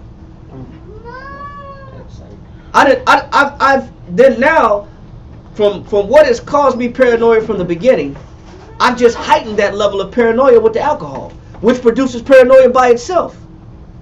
Now I just gave myself a double dose of paranoia. Now it's no wonder I can't think straight. Now it's no wonder I can't control my mind. Because I've made my situation even that much more worse than the beginning. You know what would have been the best thing? Well, we'll get to that point later. Go work out somewhere. Right. Play some basketball. Yeah, go outside and play, right? A lot of people don't hoop. That's probably. For a lot of people, basketball is therapy. But to some people, other things are therapy. But what we're looking at is, that it's more than just, like you said, it's more to it than just what doctors say. There's a spirit behind it. And that's why they even call alcohol a spirit. And to go a little deeper in this point, matter of fact, give me this definition right here, Daviad. Give me the definition of paranoia. Write this down. Spirits could be in a lot of things that we might not have highlighted. Right, but we don't understand what they are. Read this right here. Paranoia. Now write this definition down. Paranoia, right? Read off. A chronic. Stop right here. It's what? Chronic. That means it's consistent, right? It's consistent. What else? Psychotic entity. It's a what? Psychotic entity. It's a chronic psychotic what? Being. It's an entity. Man, what is that? That's a spirit. That's a spirit, bro. It was an entity in that house. There's an entity in that room. So if I came up in a house full of drinkers, what was the spirit in that house? There's an entity. What entity was in that house? Paranoid. Drunks. That was a drunk spirit in my house. That was a drunk demon in my house. Yeah, drunk demon. That's real. That was the entity that dominated my household. If my household was full of violence, What spirit was in my house? That entity of what? Violence. See, this goes beyond just what doctors. They'll say it's a psychotic entity, but they don't have an answer to the entity. Stop there. That's where it stops. They can classify it as an entity. Of course, we educated them. But they don't have the spiritual well-being necessary to identify why is it there? How did it get there? Where did it come from? Who put it there? And then this leads us to the next part of the class, which is sometimes people are paranoid because of their environment, the condition that they grew up in. Sometimes people are paranoid because of the self-induced paranoia. And sometimes it's the Most High sending a spirit to punish a person. First and foremost, let's go to 2 Timothy chapter 1 verse 7.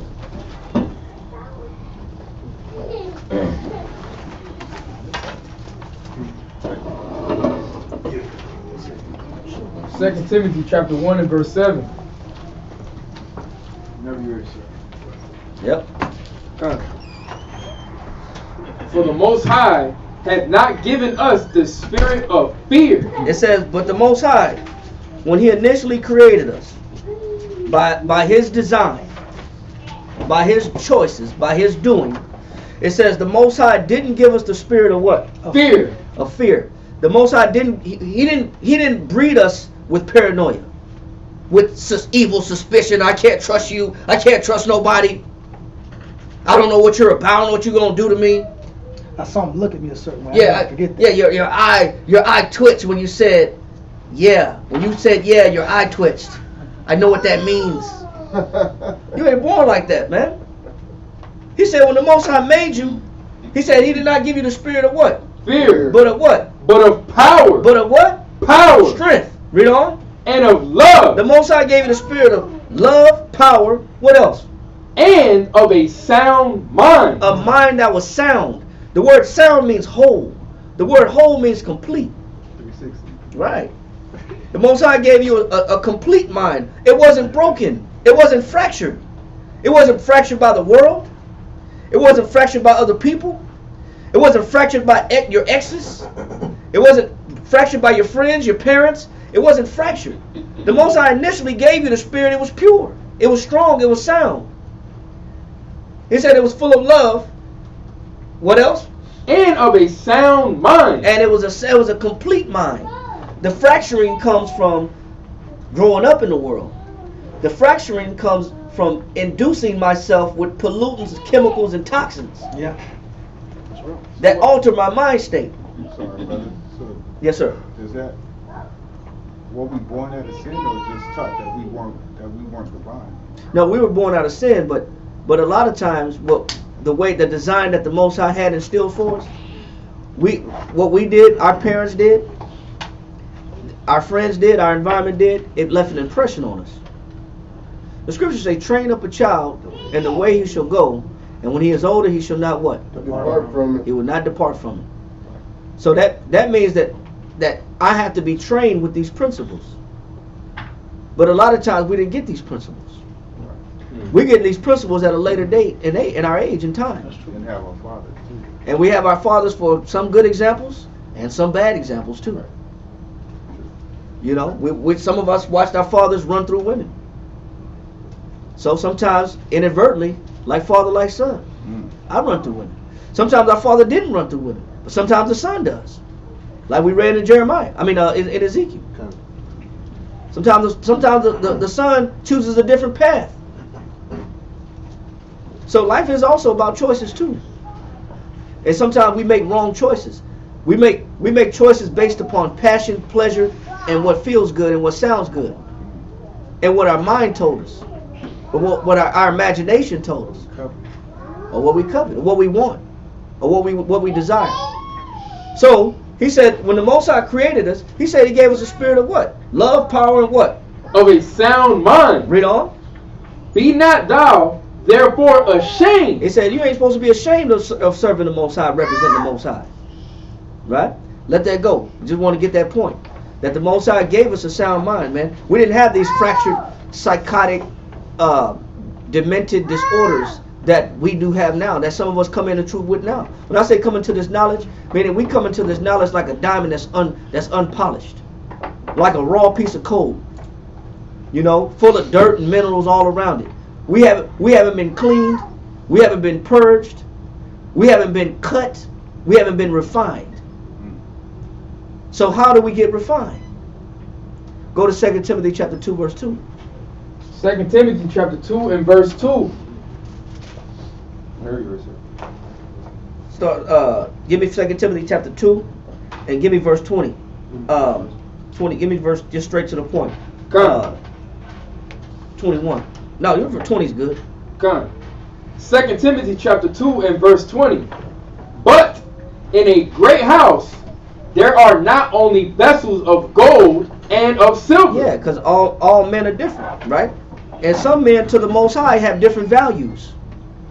Some men the Most High look at like, hey man, this man, I'm patient with him, but he's not worthy of some of the things that I have in store for him in order for him to inherit.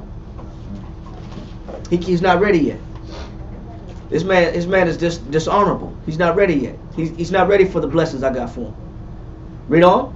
But also of wood and of earth. He says some vessels are made out of diamonds. Like in a great house, you got gold-plated silverware. You got gold-plated plates. You got gold-plated china. But also in a house, you got paper plates. You got styrofoam plates.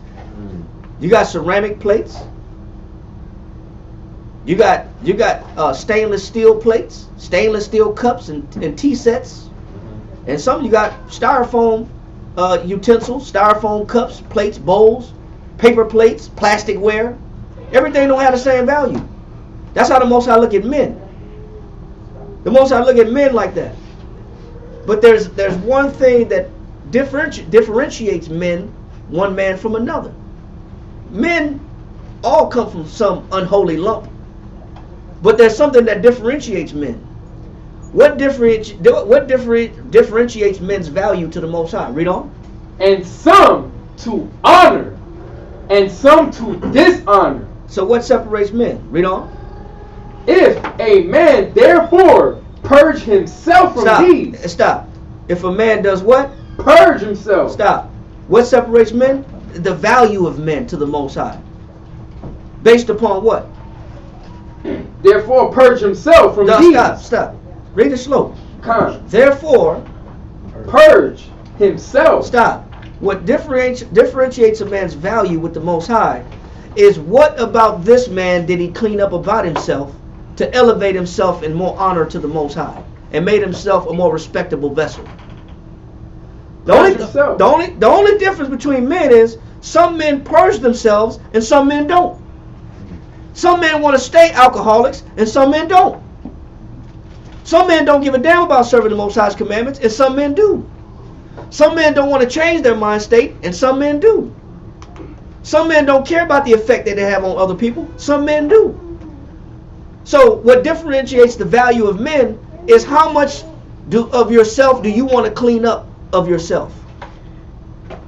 So if you want to clean yourself up, put away all the things that make you unrighteous and unjust, the Most High will elevate you in honor. You become a more respectable vessel. But it's based upon what do you want to put away. See, the purge means to cut off or to put away the things that are not valuable, like dead branches on a tree. When you purge a tree, you get rid of all the brown. You get all the stuff that's turning brown and dried up, that's cracking and breaking. It's like split ends on hair. You cut the split ends, the hair grows. It's robbing nutrients. It's robbing nutrients from the rest of the hair. Same thing with a tree. It's still in shade, still in minerals. Man, cut them dead branches off. When the dead branches is everything that you're attached to in the world that has nothing to do with you serving God. Those are those things that are dead.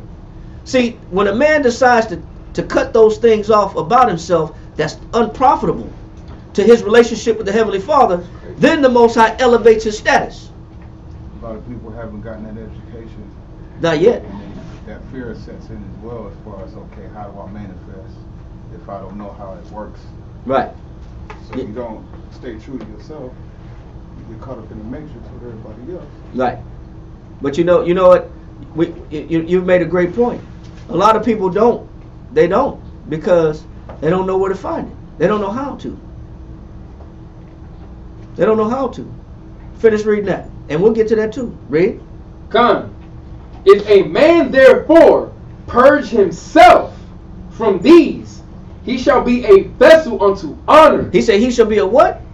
A vessel unto honor. So although the man may have started off on the wrong foot, although the man may have started off on the wrong page, although the man may have started off in a polluted environment, that still doesn't change his outcome of what he can be. His environment can't dictate what the final stage of this man's development.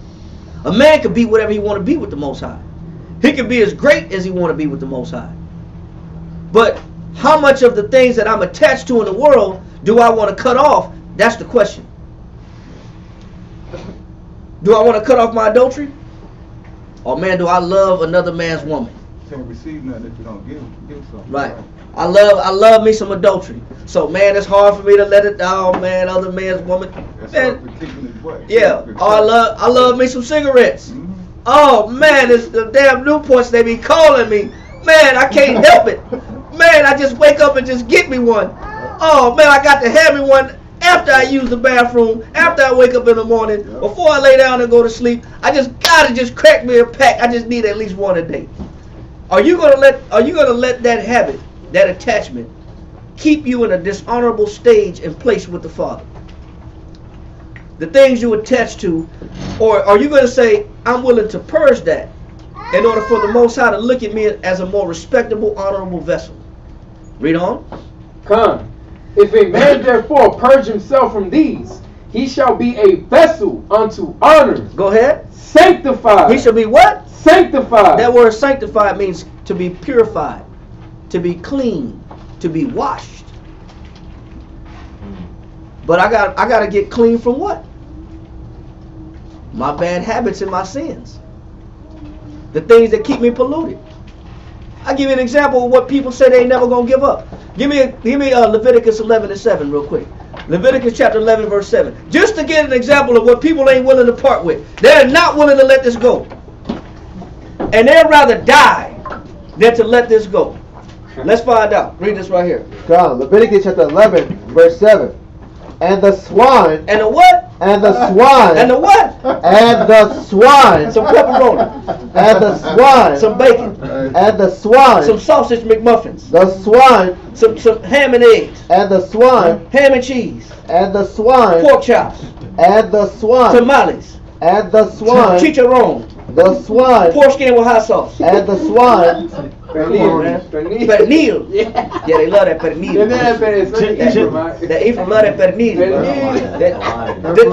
The chitlins, huh? Yeah. Canadian bacon. Oh man. The what? And the swine. Read on.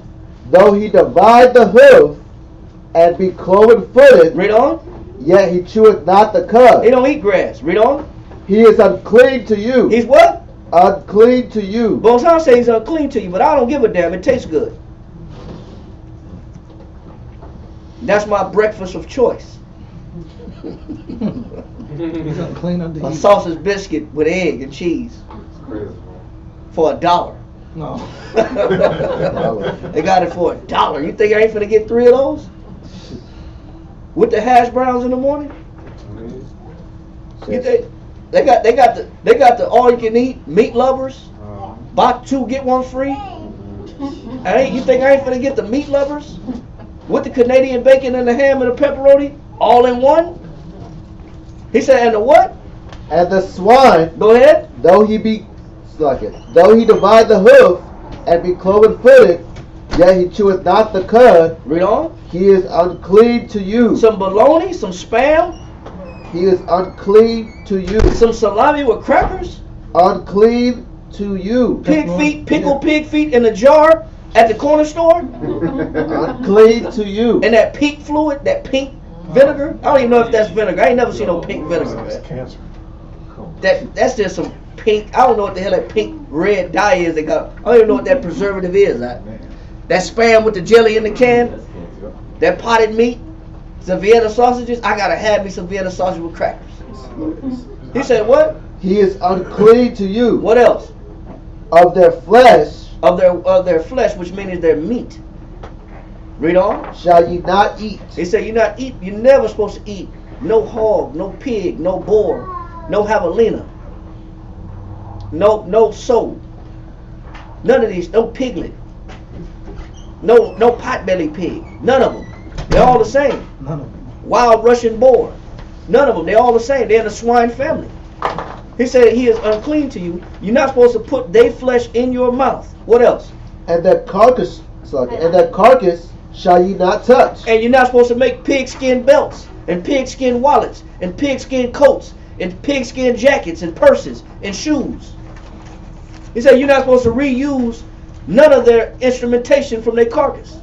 Their carcass is not to be repurposed at all. But how many of our people, when you look at that sign right there, how many of our people, the people on that sign, you think is going to give up some pork? Yeah, I could point out a few. Think so? Yes, sir. You think they're going to give up pork? Yeah, absolutely. Those that are connected to their indigenous heritage without having to have a title over there, yeah. You know, if they come back to the Most High's commandments, they will. If you know when the Spanish got here, and I'll bring this out later on. The Spanish, when they came upon the Aztecs, it was against the law for them to eat swine. They didn't eat swine. No, the Aztecs are the so-called Mexicans on the sign right there. In Hebrew, they call Yashakar. They're not. That's not the name that the Most High gave them. The true identity is Yashakar. Means he is higher. That's what it means in Hebrew. Yashakar. He is higher. So when the Spanish got here, they said the Spanish friars said that these Aztecs do not eat pork. He said it is against their law. They also say the Aztecs believed in circumcision with a sharp stone, just like Moses said by the law that you're supposed to use for an instrument of circumcision. The law says you're supposed to use a sharp stone. The Aztecs had a significant stone that they would use that was extremely sharp. Not a knife, but a stone. Just like the Levitical law said they would do, and they would circumcise their children. I got books that show it. So, before they were indoctrinated, colonized, and destroyed and manipulated by the Spanish, before they even spoke Spanish, they had at least a little understanding of the Levitical law. They didn't sleep with their women when their women was on their cycle. They put their woman outside the wampum. The wampum was a hut.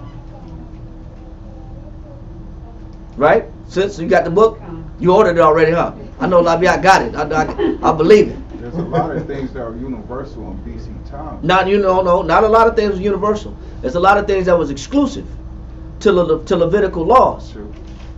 Not universal. Sin is universal. But laws that the Most High gave these people, that was exclusive strictly for them. But the Most High said this: if you don't adopt His commandments of these particular people, He says you will not elevate and become an honorable vessel. You will remain a polluted individual if you don't cut off the things that make you abominable. He said the swine. He said, of their flesh ye shall not what? You shall not eat. He said, so as long as I want to keep eating that damn swine, I cannot become an honorable vessel to the Most High. So we understand that, right? Some people they'd rather die than give it up. All right? So finish that right there.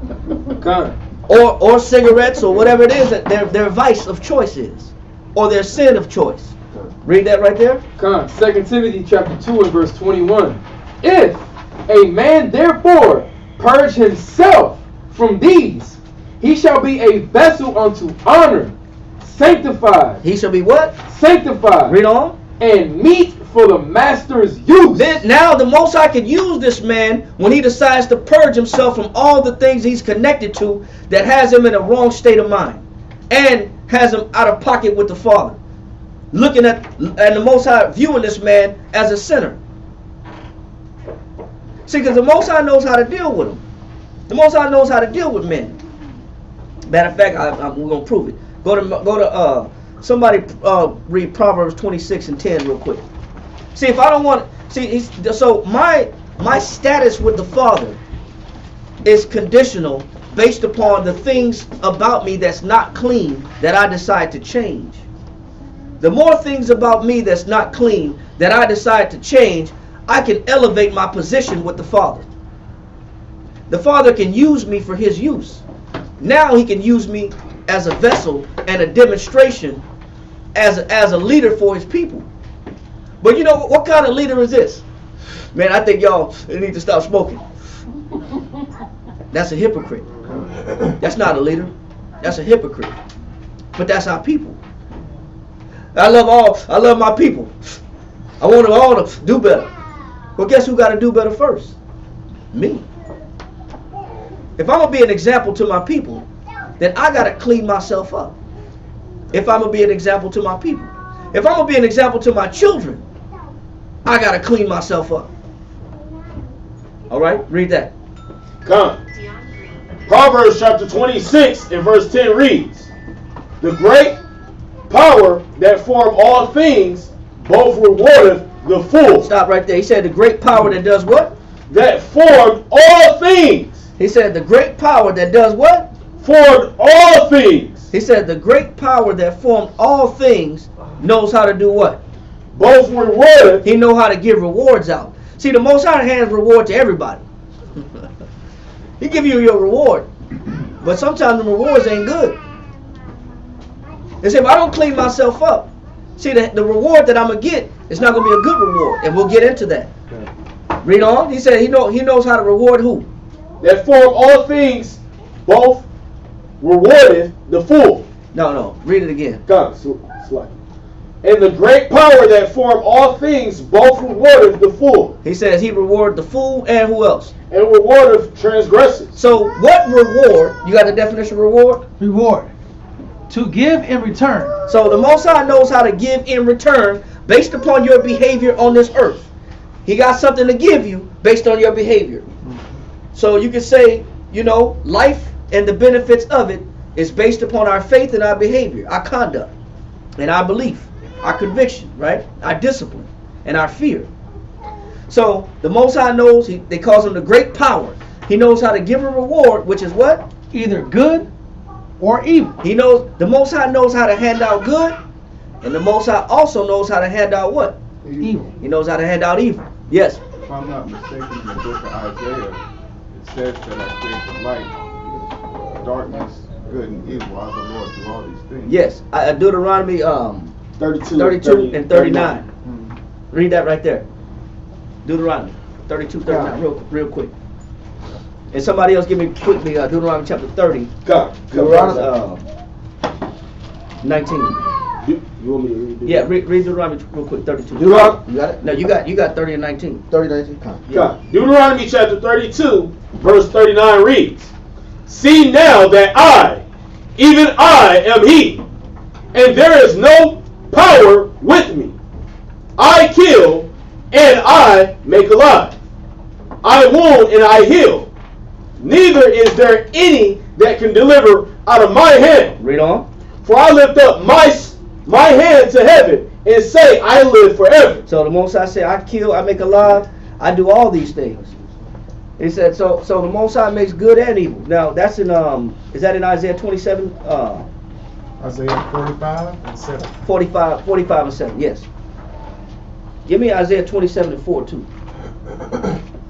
Isaiah 45, verse 7. Read that. Okay. I form the light. Yeah, he said, I form the light. What else? And create darkness. What else? I make peace and create evil. He said, I make peace and I what? And create evil. He said, I make peace and I create evil. You can't stop the Most High. He said he do all these things. Give me Isaiah 27 and 4 real quick. Somebody read that real fast. Isaiah 27 and 4. Somebody get that real quick. Isaiah chapter 27 verse 4. Fury is not in me. He said, fury is not in me? No, he's asking you. You don't think I have fury? Fury belongs to me. The Most High said, fury belongs to me. Read on. Who would set the briars or a fence or a hedge, thorns? That's an embattlement. That's what you do when you're trying to guard a castle. You put up them thorns and sticks and thistles and sharp spikes in the ground. He said, you think that's going to stop me? What does the Most High say about that?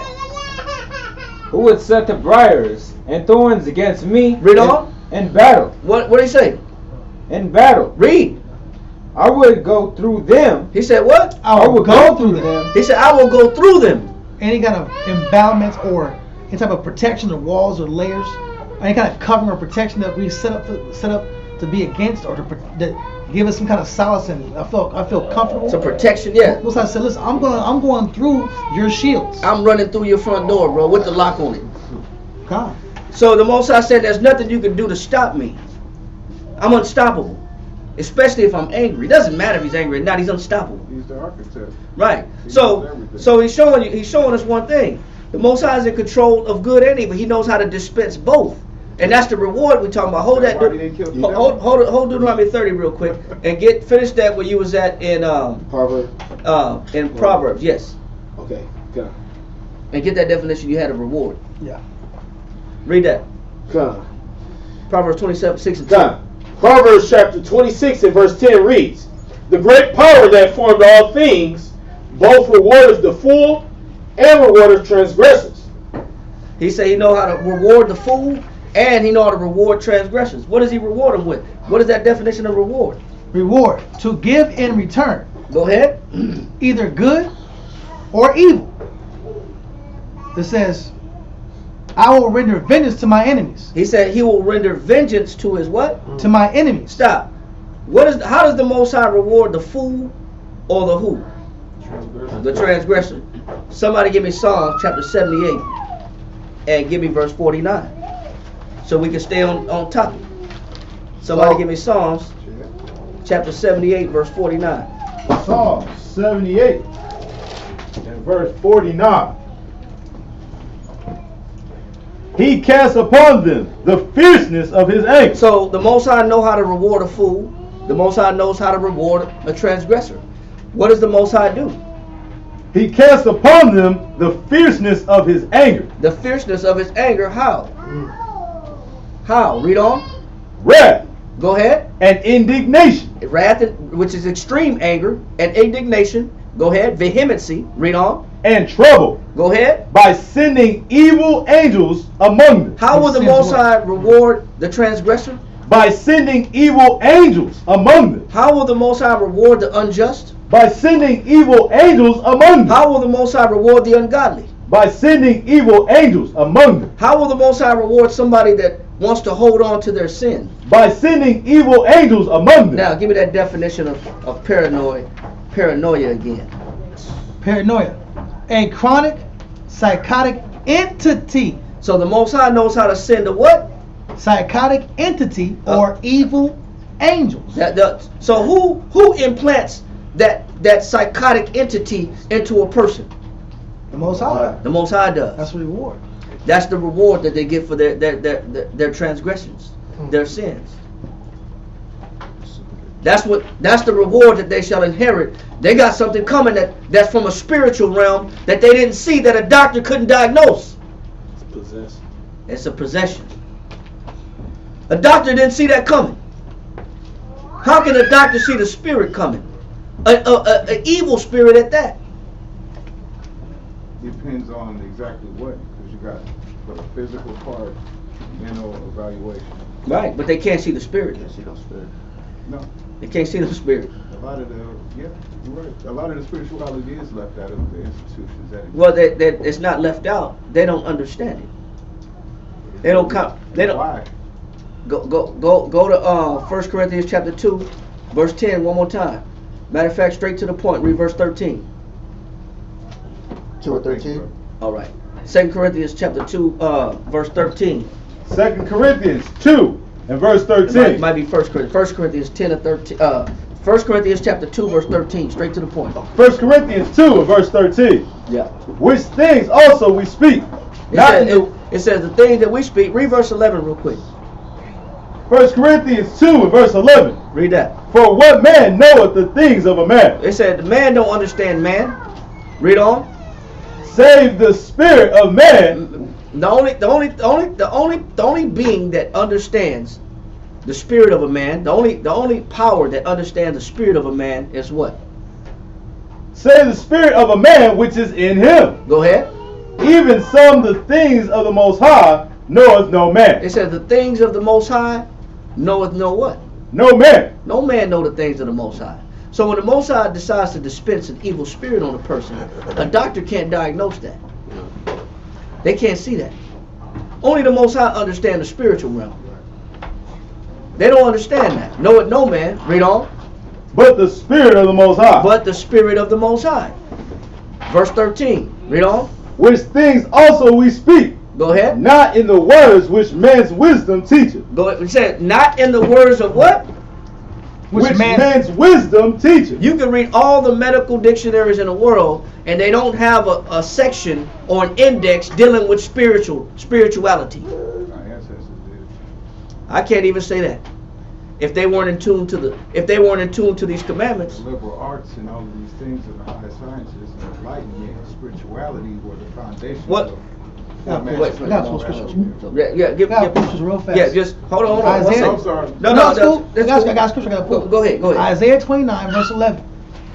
Isaiah chapter 29, verse 11. Huh? And the vision. Matter of fact, go to verse 10. Isaiah chapter 29, verse 10. For the Most High hath poured out upon you the spirit of deep sleep. The Most High Himself, like He poured out those evil angels, or those paranoid entities. Those psychotic entities. Those psychotic entities. The same way He poured out psychotic entities, the same way He poured out evil angels, is the same way He poured out the what? Spirit of deep. Another spirit of what? Deep sleep. So on one instance, it's a psychotic entity. Mm-hmm. On another instance, it's a spirit of deep sleep. Read on. And hath closed your eyes. And have done what? Closed your eyes. Your eyes gives you the ability to understand, to see, to perceive, perception. Mm-hmm. Read. The prophets and the rulers, the seers hath he covered. Prophets, rulers, or the popular informational prophets of the time period. The religious, those popular religious guys, the Creflo Dollars, T.D. Jakes, the guys, the Billy Grahams, the popular community, the NLKs. These guys right here are the popular rulers and prophets of the time. That's actually fine. He poured upon them also the spirit of deep sleep. Read on. Verse 11. And the vision of all is become unto you as the words of a book that is sealed. The words of a book. The Bible. You don't see the doctor say scalpel, scissors, suction, Bible. Yeah. He doesn't say that. Yeah. Because these words. That's not in the operating room. It's not in the operating room. But it can fairly be said you can't learn medical use out of a book just solely. I mean, you can get some things which. What do you mean you can't learn medical book? Become a doctor studying the book. No, of course you can't become a pilot in a simulator. Only flying a simulator. There has to be some time or another where you got to get up in the cockpit of a real airplane and fly through a real storm and know what to do. You know, so of course, yes, that's a medical practice, and that's why they call it practice. Some of these people are Christian. Well, it's good that if they are, it's good that they are. I'm not downing medicine or the hospital. No, say it again. Is science physical spirituality? No, it's not. It's a physical. No, I'll explain what it is. Go to Ecclesiastes 38 real quick. Keep it in the Give me Ecclesiastes.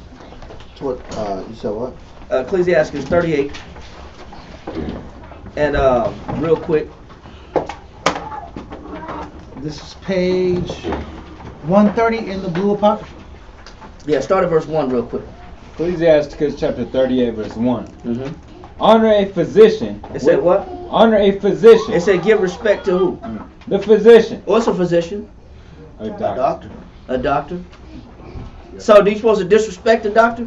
Honor a physician. No, you're supposed to respect the doctor.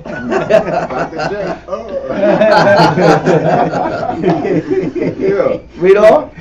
With the honor due unto him for the uses which you hold on. It says give that man his respect for the what? For the uses. Because there's a time where you might need him. You might need a doctor. You offended him. You offended him. Don't come to me when you need me then. Yeah. So not if you use sorcery though, right? Well, I'll say this. There's a difference. And let's explain. Read on. For the uses which ye may have of him. It said because sometimes you'll need a physician. You'll need a doctor. Read on. For the Lord hath created him. Oh, stop. Who created the doctor? The Lord. So if you got the best medicine that money can buy, and you have the best insurance that money can buy, but if the Most High decides to have that doctor make a mistake, who controlled that doctor's hands? The Lord. The Lord did. See, the Most High can use that doctor to be a doctor of error or default and mess you up and have some malpractice going on. See, the Most High said that these physicians are physicians of no value. So he can have you go to the wrong doctor and and leave the cotton ball in your body when he sew you up. Or leave some medical instruments in you by accident. Or remove some parts that don't even supposed to be taken out. There goes that fear again of the unknown of what. Right, exactly. Because who's in control? Right. Who's controlling that doctor's hands? The Most High is. So we do half the work too, though. Say it again. We have to do half of it. Well, let's find out. Let's find out. Right. Let's find out. I like your questions. Let's find out. Read on. For of the Most High cometh healing. It said, wait. It comes from the doctor.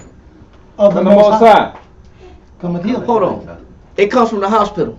Of the Most High. It comes from your insurance plan. Of the Most High. It comes from Blue Cross Blue Shield. Of the Most High.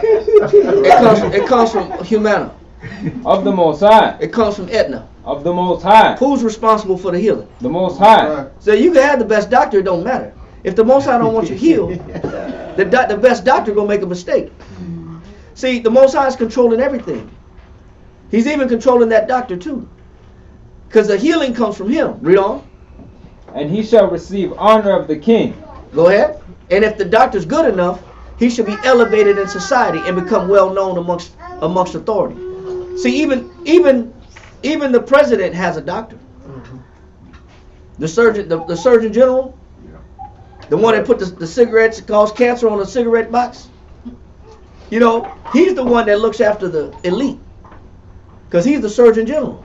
He's the top surgeon. So when these elite political figures need a doctor, they go to him. But guess who's responsible for him too? The Most High. He could cause some malpractice through his hands also. Read on. The skill of the physician. Hold on. It's the what? The skill of the physician. It's the skill of the physician. Go ahead. Shall lift up his head. Shall make him become the top surgeon.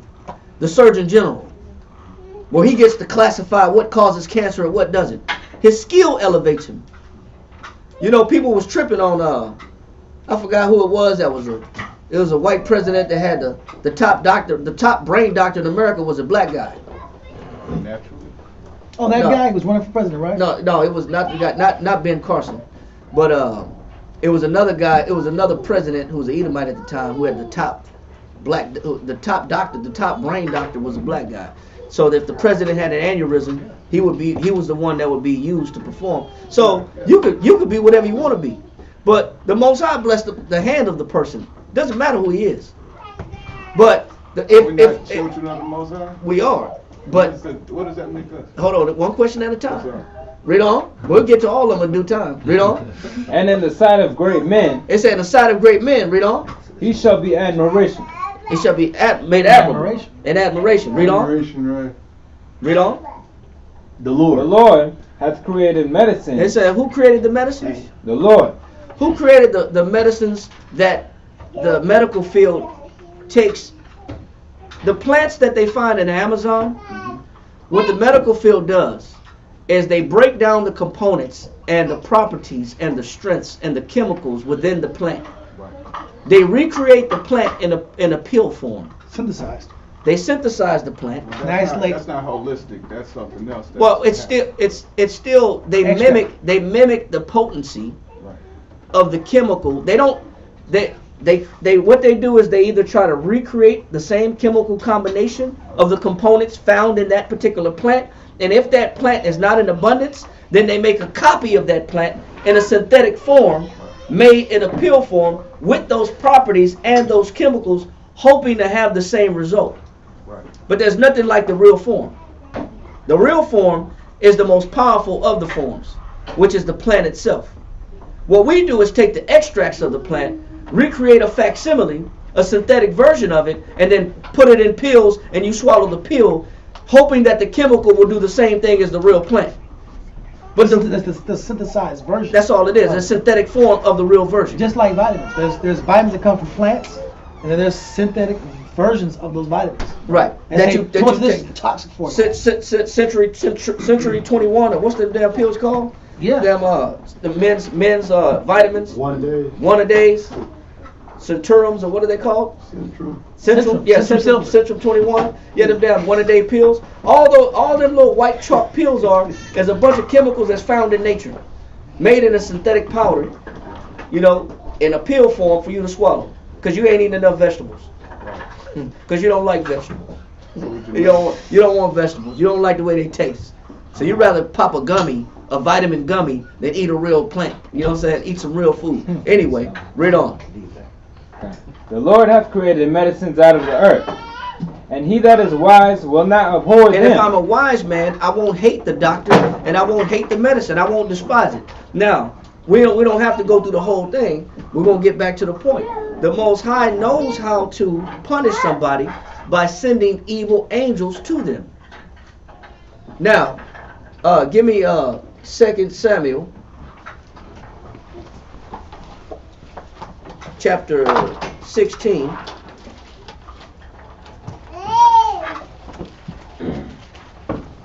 Hold on one second, let me see. 1 Samuel chapter 16. And give me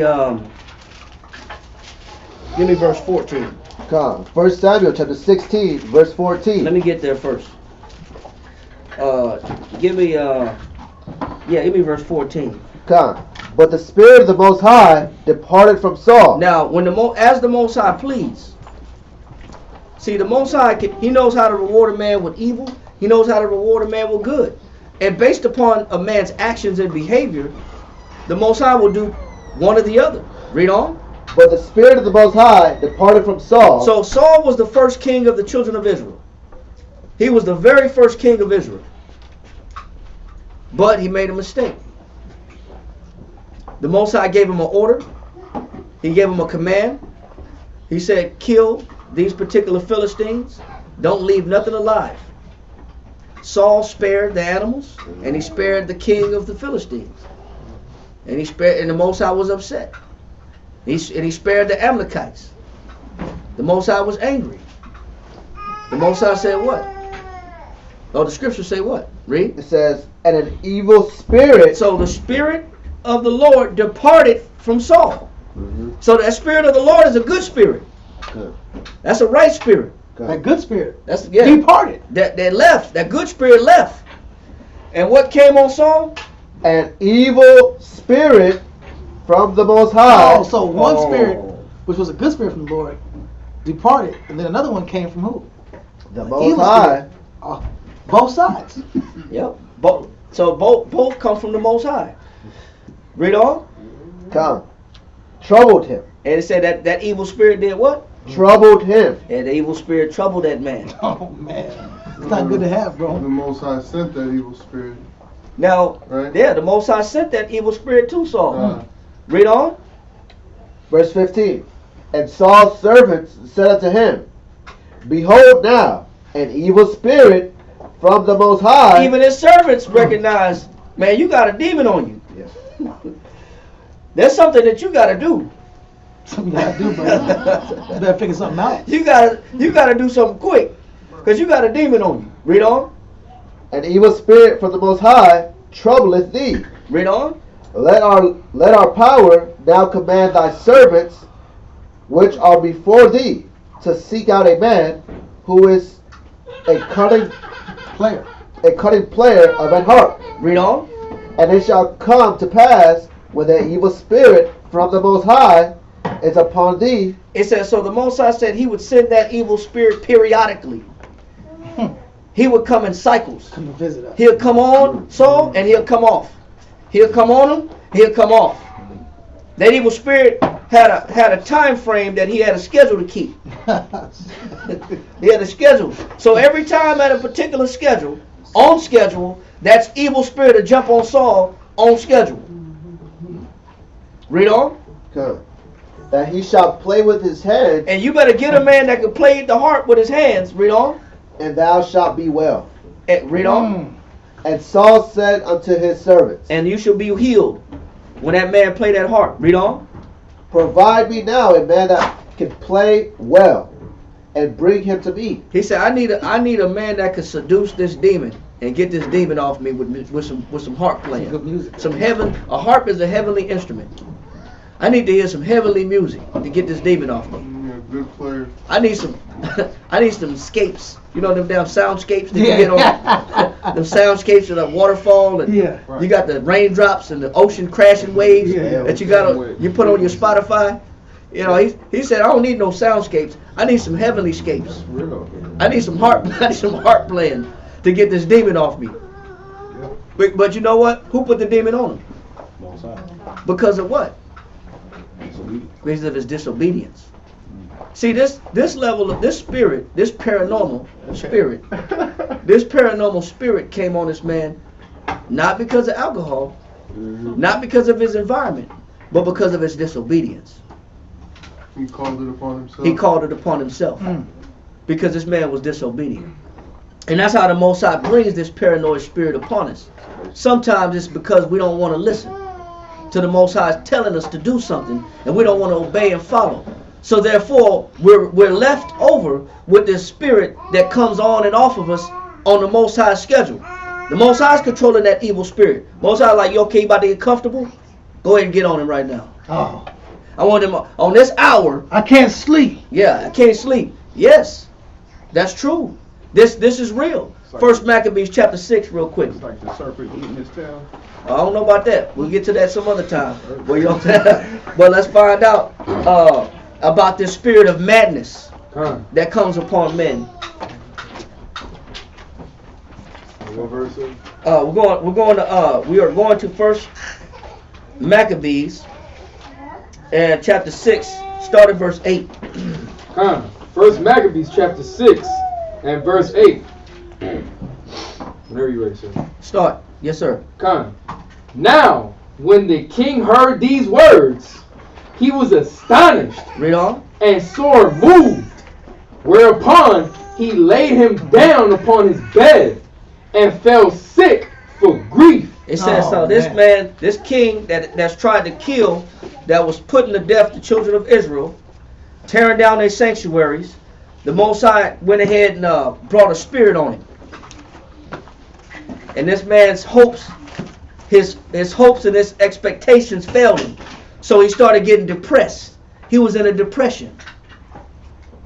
That was a spirit the Most High brought upon him. The spirit of depression. Read on. Because it had not befallen him as he looked for. Because he had failed expectations. And a lot of us get into depressions because of failed expectations. Read on. And there he continued many days. And how long was this demon on him? Continued many days. This spirit was on him for how long? No way. Many days. This day in and day out, the spirit stayed on him. Read on. For his grief was ever more and more. So the grief increased more and more. Read on. And he made account that he should die. And he came to the point where his paranoia was so deep and heavy, he said, man, I'm about to die. It's a double portion. It's a double portion, bro. Paranoia and depression together, huh? That's a bad force together, bro. That's a bad combination. Self-destruction. Yeah, it was self-destruction. Yeah, that's what it is, bro. Yeah. Read on. Wherefore he called for all his friends, and said unto them, the sleep is gone from mine eyes. Go ahead. And my heart faileth for very care. And I thought with myself, into what tribulation am I come? And how great a flood of misery it is. Oh, man, how did I get to this point where I'm so depressed? It's a flood, man. I'm so depressed and I'm down and out. How did I get to this point? Read on. Wherein now I am, for I was bountiful and beloved in my power. But now I remember the evils that I did at Jerusalem. Wait a minute, man. He said, now I'm kind of starting to come to realization of why this demon is on me. He said, this demon is on me because of what? I remember the evils that I did. Stop. Why will the Most High bring these demons on people? I remember the evils that I did. Because you deserve that reward. What's the reward? That's the reward. Because you wanted to be out of pocket with the Most High. You didn't want to follow His commandments and His statutes and His judgments. You wanted to do what felt good to you. You wanted to chase pleasure. You wanted to justify yourself for your wrongdoing. Reward, punishment, a just return of evil, or suffering for wickedness. Read on. Come. But now I remember the evils that I did at Jerusalem. Read on. And that I took all the vessels of gold. I stole the gold out of the sanctuary. Read on. And silver that were therein, and sent to destroy the inhabitants of Judea. And I wanted to kill all the inhabitants of Judea. Read on. Without a cause. And there was no, you know what? I didn't have a good enough reason to do it. I just did it because I was in a rage. Read on. I perceive, therefore. He said, I perceive, I know now that what? Therefore, that for this cause. For my evils that I did and that I've been doing, that I'm guilty of, that I'm not innocent of, these things that I've been doing wrong, is why the Most High is sending these damn spirits on me. Read on. These troubles are come upon me. See, some of these delusions from that paranoia brings, some of them are false belief, but some of them are real. And this is a real one. This is a real suspicion. He's confirming this suspicion by his conscience saying, I deserve this because of what I was doing. Which leads me to this next point about the conscious. Read this, not self-conscious, but just about the consciousness. Not what you do in this life, it's a witness against you. Not self-conscious like part of your self-esteem, but your conscience being a witness to your actions. Because your conscience stands as a third party to your behavior. See, when you do somebody dirty, they don't know that you're doing them dirty because they're the one being tricked. But who does? You do. Your conscience know that I'm running game on this person. And I'ma smile. And I'ma still run game. Because he don't know I'm running game. The whole objective is for him to be deceived. But who's a witness to that deception? Your conscience is. Your conscience watch you deceive that man. Read this right here. Give me one quick second. Read this part right here. And this is Saul you were saying? Yeah, this was Saul, King Saul. No, this Saul was in Maccabees. It was one of the who was it? It was Antiochus. Yeah, it's one of the Antiochus. It was Antiochus. Maybe it might have been Antiochus the fourth at the time. But I'll clarify that in a little bit. Read this right here. This is in the first book of the Basilicon Duran, for King James, a letter to his son. Read what he says about the conscience. Read this right here. As for conscience, which I call the conserver of religion. King James, he called the conscience the conserver of religion, meaning it keeps you straight. It's supposed to keep you on the right path, because nobody knows what you're about to do more than yourself. You know what you're doing. You know where you've been. You know what dirt you're doing. You know what you're involved with. You know, you're the witness to your own, behavior and speech. Read on. It is nothing else but the light of knowledge that the Most High hath planted in man. He calls the conscience a light of knowledge that the Most High planted in man. So this is what he says. Read on. Which ever watching over. He says the conscience is always watching over what? All his actions. He says the knowledge that the Most High put in your mind, what's watching your actions is your conscience. He's always viewing your behavior. So not the self-conscious, but your consciousness. Meaning that knowledge that I've been doing dirt. That knowledge that I've been doing evil. That knowledge to say, man, I should have done that. Man, I shouldn't have said, I shouldn't have told him that. That was out of pocket. I shouldn't have had that behavior. Who tells you and comes back to remind you that that was wrong? Your conscience does. So he's declaring what he views as the conscience. He said it's a light that the Most High planted in man, which ever watching over all his actions. Read on. As it beareth him a joyful testimony. And if you're innocent, then he says your conscience will bear a joyful testimony if you don't do dirt. Read on. When he does right. When he does right. Read on. So chop it. But on the other hand, when you're doing dirt, he says your conscience also does what?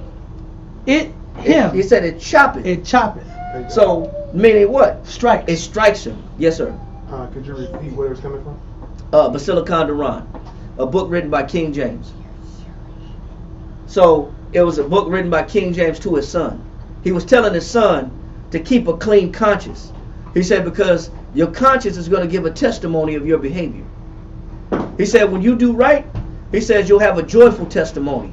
He said but if you do wrong, he said your conscience will cut you. He said it choppeth what? It choppeth. It choppeth him. It choppeth him with a feeling that he hath done wrong whenever he committeth any sin. So what's always bearing witness of your behavior? The conscience. The conscience, man. So now if I'm not following God's commandments and I'm doing dirt, and the Most High sends these spirits on me, and these demons on me, that paranoia on me, that could be a result of my disobedience to the Heavenly Father. And that disconnection from the Father. How do we know this? Last verse. Go to Hebrews chapter 10 and read verse 26. Hebrews chapter. Basically saying your conscience is a snitch. Your conscience snitch on you. And you try to suppress it with the alcohol. I should have done that. Let me get a drink. Blame it on the alcohol. Blame it on the alcohol, right. So your conscience be snitching on you. Read on. Hebrews chapter 10 and verse 26. For if we sin willfully. See, now you know right from wrong, and you decide to do dirt anyway. Now you know eating pork is wrong, drinking in excess is wrong, committing iniquity is wrong, adultery is wrong. But if you do it, if you do it willingly, you know right from wrong now. Now you can't say I was ignorant. Ignorant just means to be untaught or unlearned. Now you can't say I didn't know no better. Man, I didn't know shrimp was wrong. Well, now you know. I didn't know crabs and lobster was wrong. Well, now you know. Man, I love that, man. You got it, but there ain't no excuse no more. There are no more excuses. Now that you know right from wrong, read on. After that, we have received the knowledge of truth. Oh, now you got the knowledge of truth. See, remember, the Most High said in Hosea chapter 4 verse 6, my people are destroyed for what? Lack of knowledge. But now they got the knowledge of truth, so they shouldn't be destroyed anymore. But what happens is, like the Most High said, because thou hast rejected knowledge, I also shall reject thee, and ye shall be no priest to me. I mean, I'm not going to let you serve me, because you don't want to clean yourself up. See, now you know better. Now the judgment is different. See, the judgment is different when you don't know. You ain't lying. So, so give me Acts 17 and 30 real quick. Come on, already. Acts chapter 17. Yeah, that's all. I'm actually part of the class. I just didn't get it right. Acts chapter 17, verse 30. And the times of this ignorance the Most High winked at. Come. Go ahead. But now commandeth all men everywhere to repent. See, when you ignorant, the Most High say he does what with sin? Wink at. He say he winks at sin when you don't know no better. See, when you don't know no better, the Most High be letting a lot of stuff slide because you weren't taught. You didn't know. You didn't know it was wrong. So the Most High can't hold you accountable for what you didn't know or what you didn't understand. You still get punished, but you get punished lightly for it. See, but when you know better, it's a whole different game. It's a whole different punishment. Now the Most High has to unleash the hordes of wicked spirits that are waiting at his command to fall upon you when you decide to go to sleep at night.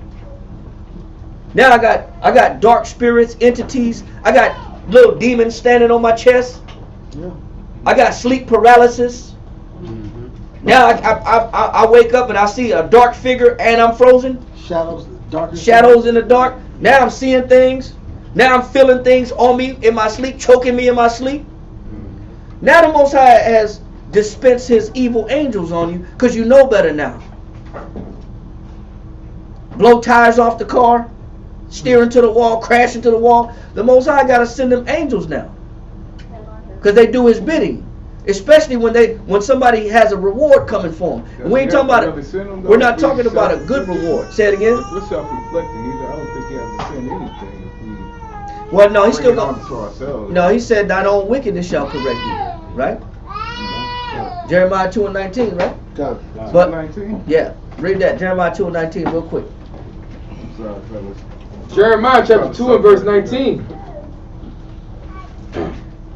reads, "Thine own wickedness shall correct thee." He said, "Your own wickedness shall what? Correct thee." You know what that own wickedness is? When you got to get your liver cut out, you got a half a liver, and you got one kidney left, and you got one lung from smoking, and you're on an oxygen tank.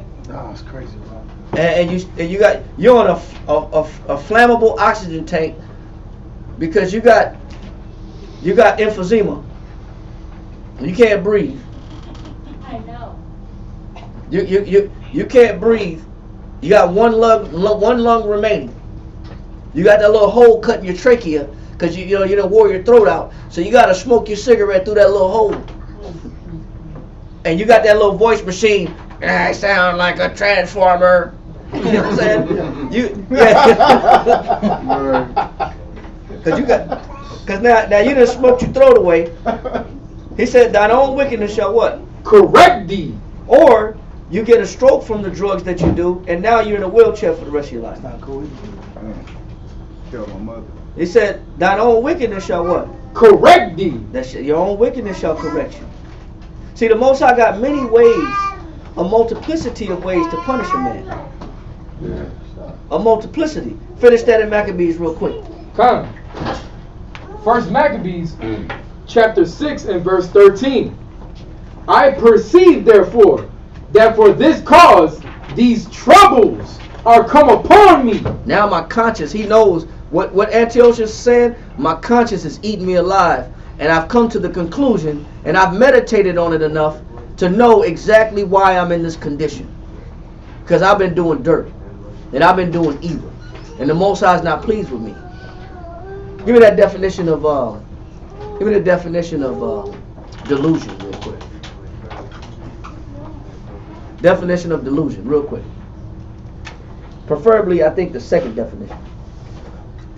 Illusion, false representation, illusion, error, or mistake proceeding from false views. That's what we're talking about? No, I want the one that says he's unpardonable sin. Okay. Somebody got that? Yeah, it's not in Yeah, 1828. Somebody got it says unpardonable. Give me that. I don't know. Is that the metaphysical? Is it? No, it's Hunger? No, I got it right here. I got it. Hold tight. Read. Let me get this real quick. It's a delusion, a false belief. It says false beliefs such as having been guilty of an unpardonable sin. So now we know in Matthew, Yahweh Shai, Christ says that all manner of sin can be forgiven. Now some delusions are real. Now he's saying that this sin is. He says this definition said that this is a false belief of unpardonable sin. What the Most High is showing is this is not a delusion that Antiochus is receiving. This is the truth that's about to come to him. He is being punished because of his actions. It's no delusion. He is being punished as a direct result of his impiety towards the Most High and the Most High's chosen people. So read on. Con, First Maccabees, chapter 6 and verse 13 from the top. In the red book, what page? We're in page 122. Read. Con, I perceive, therefore, that for this cause these troubles are come upon me. And when you really think deep enough and you meditate enough, and if you look back on your behavior, your behavior can clarify some of the issues that you're having. If you really dig deep within yourself and you look at your own track record, and if you could look at your track record and be honest with yourself, you could understand why the Most High brings certain things upon you. If you actually look at yourself enough. Read on. And behold, I perish through great grief in a strange land. Read on. They called he for Philip, one of his friends, whom he made ruler over all his realm, and gave him the crown, and his robe, and his signet, to the end he should bring up his son Antiochus, and nourish him up for the kingdom. Read on. So King Antiochus died. So he did what? King Antiochus died. Read on. There in 149th year. So he say he died, but he died knowing what? That he was guilty. That he was guilty. He knew he was guilty. He didn't change before it was too late. He didn't change. The Most High, so the Most High, he'll punish you with demons, but he does that so to get your attention. Until it becomes real. Until it becomes a reality. See, the Most High say speak once, yea twice, but what? Man perceive it not. But man perceive it not. Man don't pick up the signs. You know what man say? Go to 2nd Ezra chapter 16 real quick. Go to 2nd Ezra chapter 16 verse 53 real quick. This is what man say. Come. You read it? Read that. 2nd Ezra chapter 16 verse 53. Read that. Says, let not the sinner say. Let not the sinner say what? That he hath not sinned. Don't let the sinner say what? That he hath not sinned. I ain't did nothing wrong. I don't deserve this. Not me. The Most High is unfair. Man, that's a lie. Sometimes the sinner always say what? It wasn't me. It wasn't me. I didn't do nothing wrong. I didn't do nothing to deserve this. I don't know why I'm paranoid. I don't know why I got this spirit of fear on me. I don't know why I got this evil suspicion that everybody's out to get me. Well, you know what? The Most High placed that on you because of sin. But the sinner will say, man, I don't deserve this. I was a good person. I was a good man. I was a good woman. I was the best mother I could be. I was the best father I could be. How could this happen? Because the sinner is always in denial. That's true. A sinner is always in denial. Read it one more time. Con, verse 53. Let not the sinner say that he has not sinned. Go ahead. For the Most High shall burn coals of fire upon his head. The Most High going to punish that man for him being in denial. The Most High don't. That's the last thing you can do is be like, man, I don't deserve this. I'm a You good really person. believe that though, like because nobody else might have been there, or they remember us. Somebody might have been there, and they just really believe their truth. They might believe they're innocent, but nobody's innocent. Everybody's sinner. That's why it's so necessary that we repent. See, that's why we can't take advantage of Christ's blood. See, every time that we sin willfully, we spit on Christ's sacrifice. Now finish that in Hebrews chapter 10, verse 26 one more time. Last verse. Hebrews chapter 10 and verse 26. For if we sin willfully. See, now I know better. I know Christ died for my sin, and I knew He died as a ransom to recover me from my sin. But I took it for granted, and I wanted to smoke my dope. I want to do what I want to do. Me, I want to do what I want to do. I like that damn pork. I ain't ever giving up bacon. I'm gonna eat bacon till I die.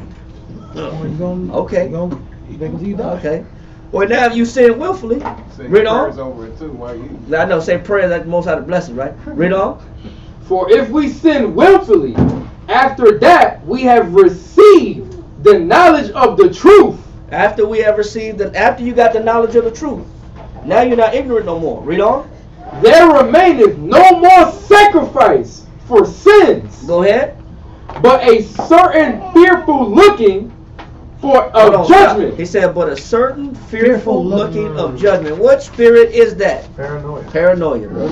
That's what you get. That's what you get when you certain fearful look. That's what you inherit when you despise the blood of Christ, and you're doing it willfully. The Most High will drop that spirit of paranoia on you. Now these are your qualities. Read the qualities or the features of a paranoid person. It says, because individuals with paranoia personality disorder lack trust in others. They don't trust nobody now. What else? They have an excessive need to be self-sufficient. They want to do everything by themselves. They want all the power, all the control, because they want to control the circumstance, because they know deep down inside anything could go wrong at any time because of their conduct, because they know that the Most High is gunning for them. So now they want to be self-sufficient. What else? And a strong sense of autonomy. I don't need nobody in the world. I'm not going to isolate myself. I don't need sisters. I don't need brothers. Read on. They also need to have a high degree of control over those around them. Then I'm gonna become a tyrant to the people around me. Wow, that sounds right now. I'm gonna become a tyrant to the people around me, and I want control over the people around me. What else? They are often rigid. They're rigid. They're stiff. Critical of others. They're always hypercritical of everybody around them. And unable to collaborate. You can't work with these people. No matter who you partner with them, they can't work together, because they got the spirit on them, because they despise the blood of Christ. Then they're unmanageable. You can't work together. You can't cohabitate with this individual. You can't be a co-worker to this individual. You can't be a brother and a sister to this person without friction or conflict. Read on. Although they have great difficulty accepting criticism. And they can't take no damn what? Criticism. Because the sinner says what? I have not what?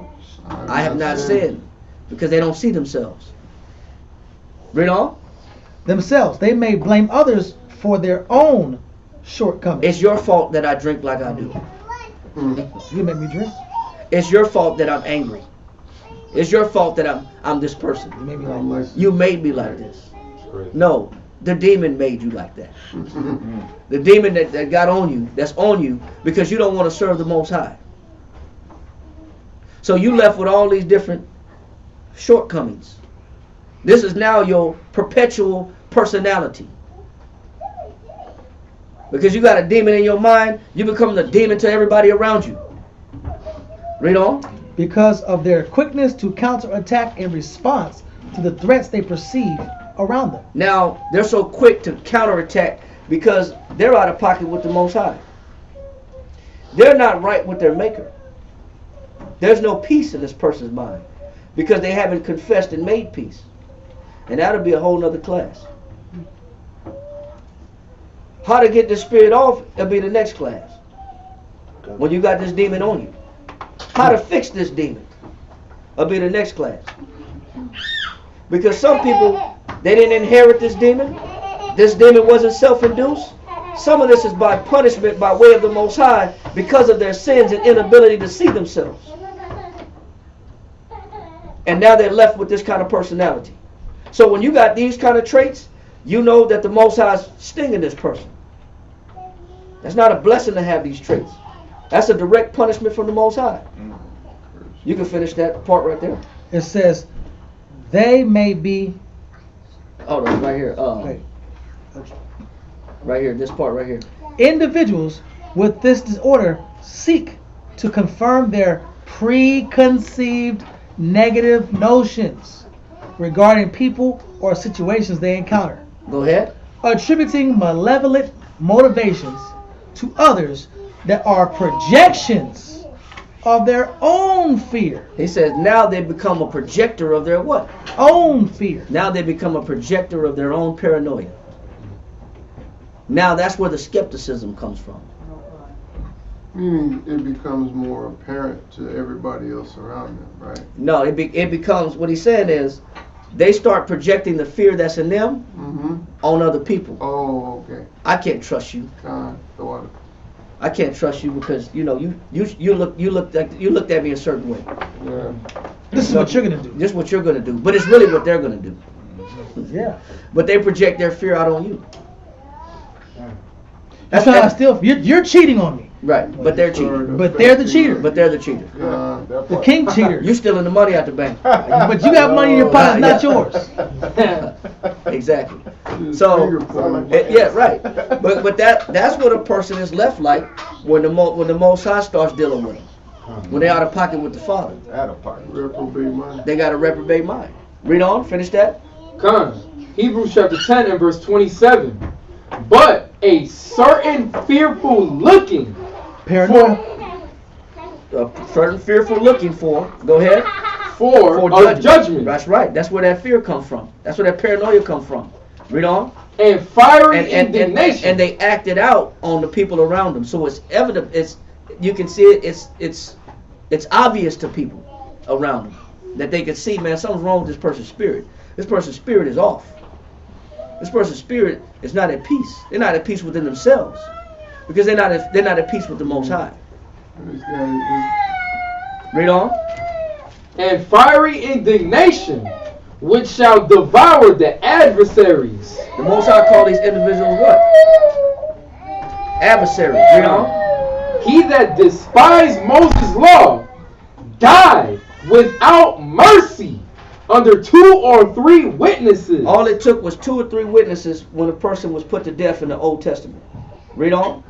Of how much sore punishment, suppose ye, shall he be thought worthy, who have trodden under foot the Son of the Most High, and have counted the blood of the covenant, wherewith he was sanctified, an unholy thing. So now you took this truth and didn't use it as an opportunity to clean yourself up. And you didn't use it as a chance to change. And you despised this opportunity that Christ provided. So how much more punishment shall you receive, despising the blood of Christ? See, with this knowledge, you become accountable. You become responsible. True. You can't treat people the way you want to treat people anymore. You can't be that offender like you said. You can't be that offender anymore. Woe to those. You can't be that person to say it's everybody's fault anymore. You got to take accountability. But you can't blame it on the alcohol anymore. Man, I was drinking too much. You can't. All these excuses got to be put away. Devil made me do it. Devil made me do it. All these things. Literally. Yeah. Oh. So we got responsibilities now. But the next class is going to be, well, how do you fix it? If I become this person, this bitter, resentful person, which is a characteristic of paranoia, then how do I fix it? That'll be the next class. All right. So with that, we're going to go ahead and say shalom to everybody online. The water for watching. We're going to go ahead and just go ahead and get out real quick. All right. Shalom. We're back on Friday.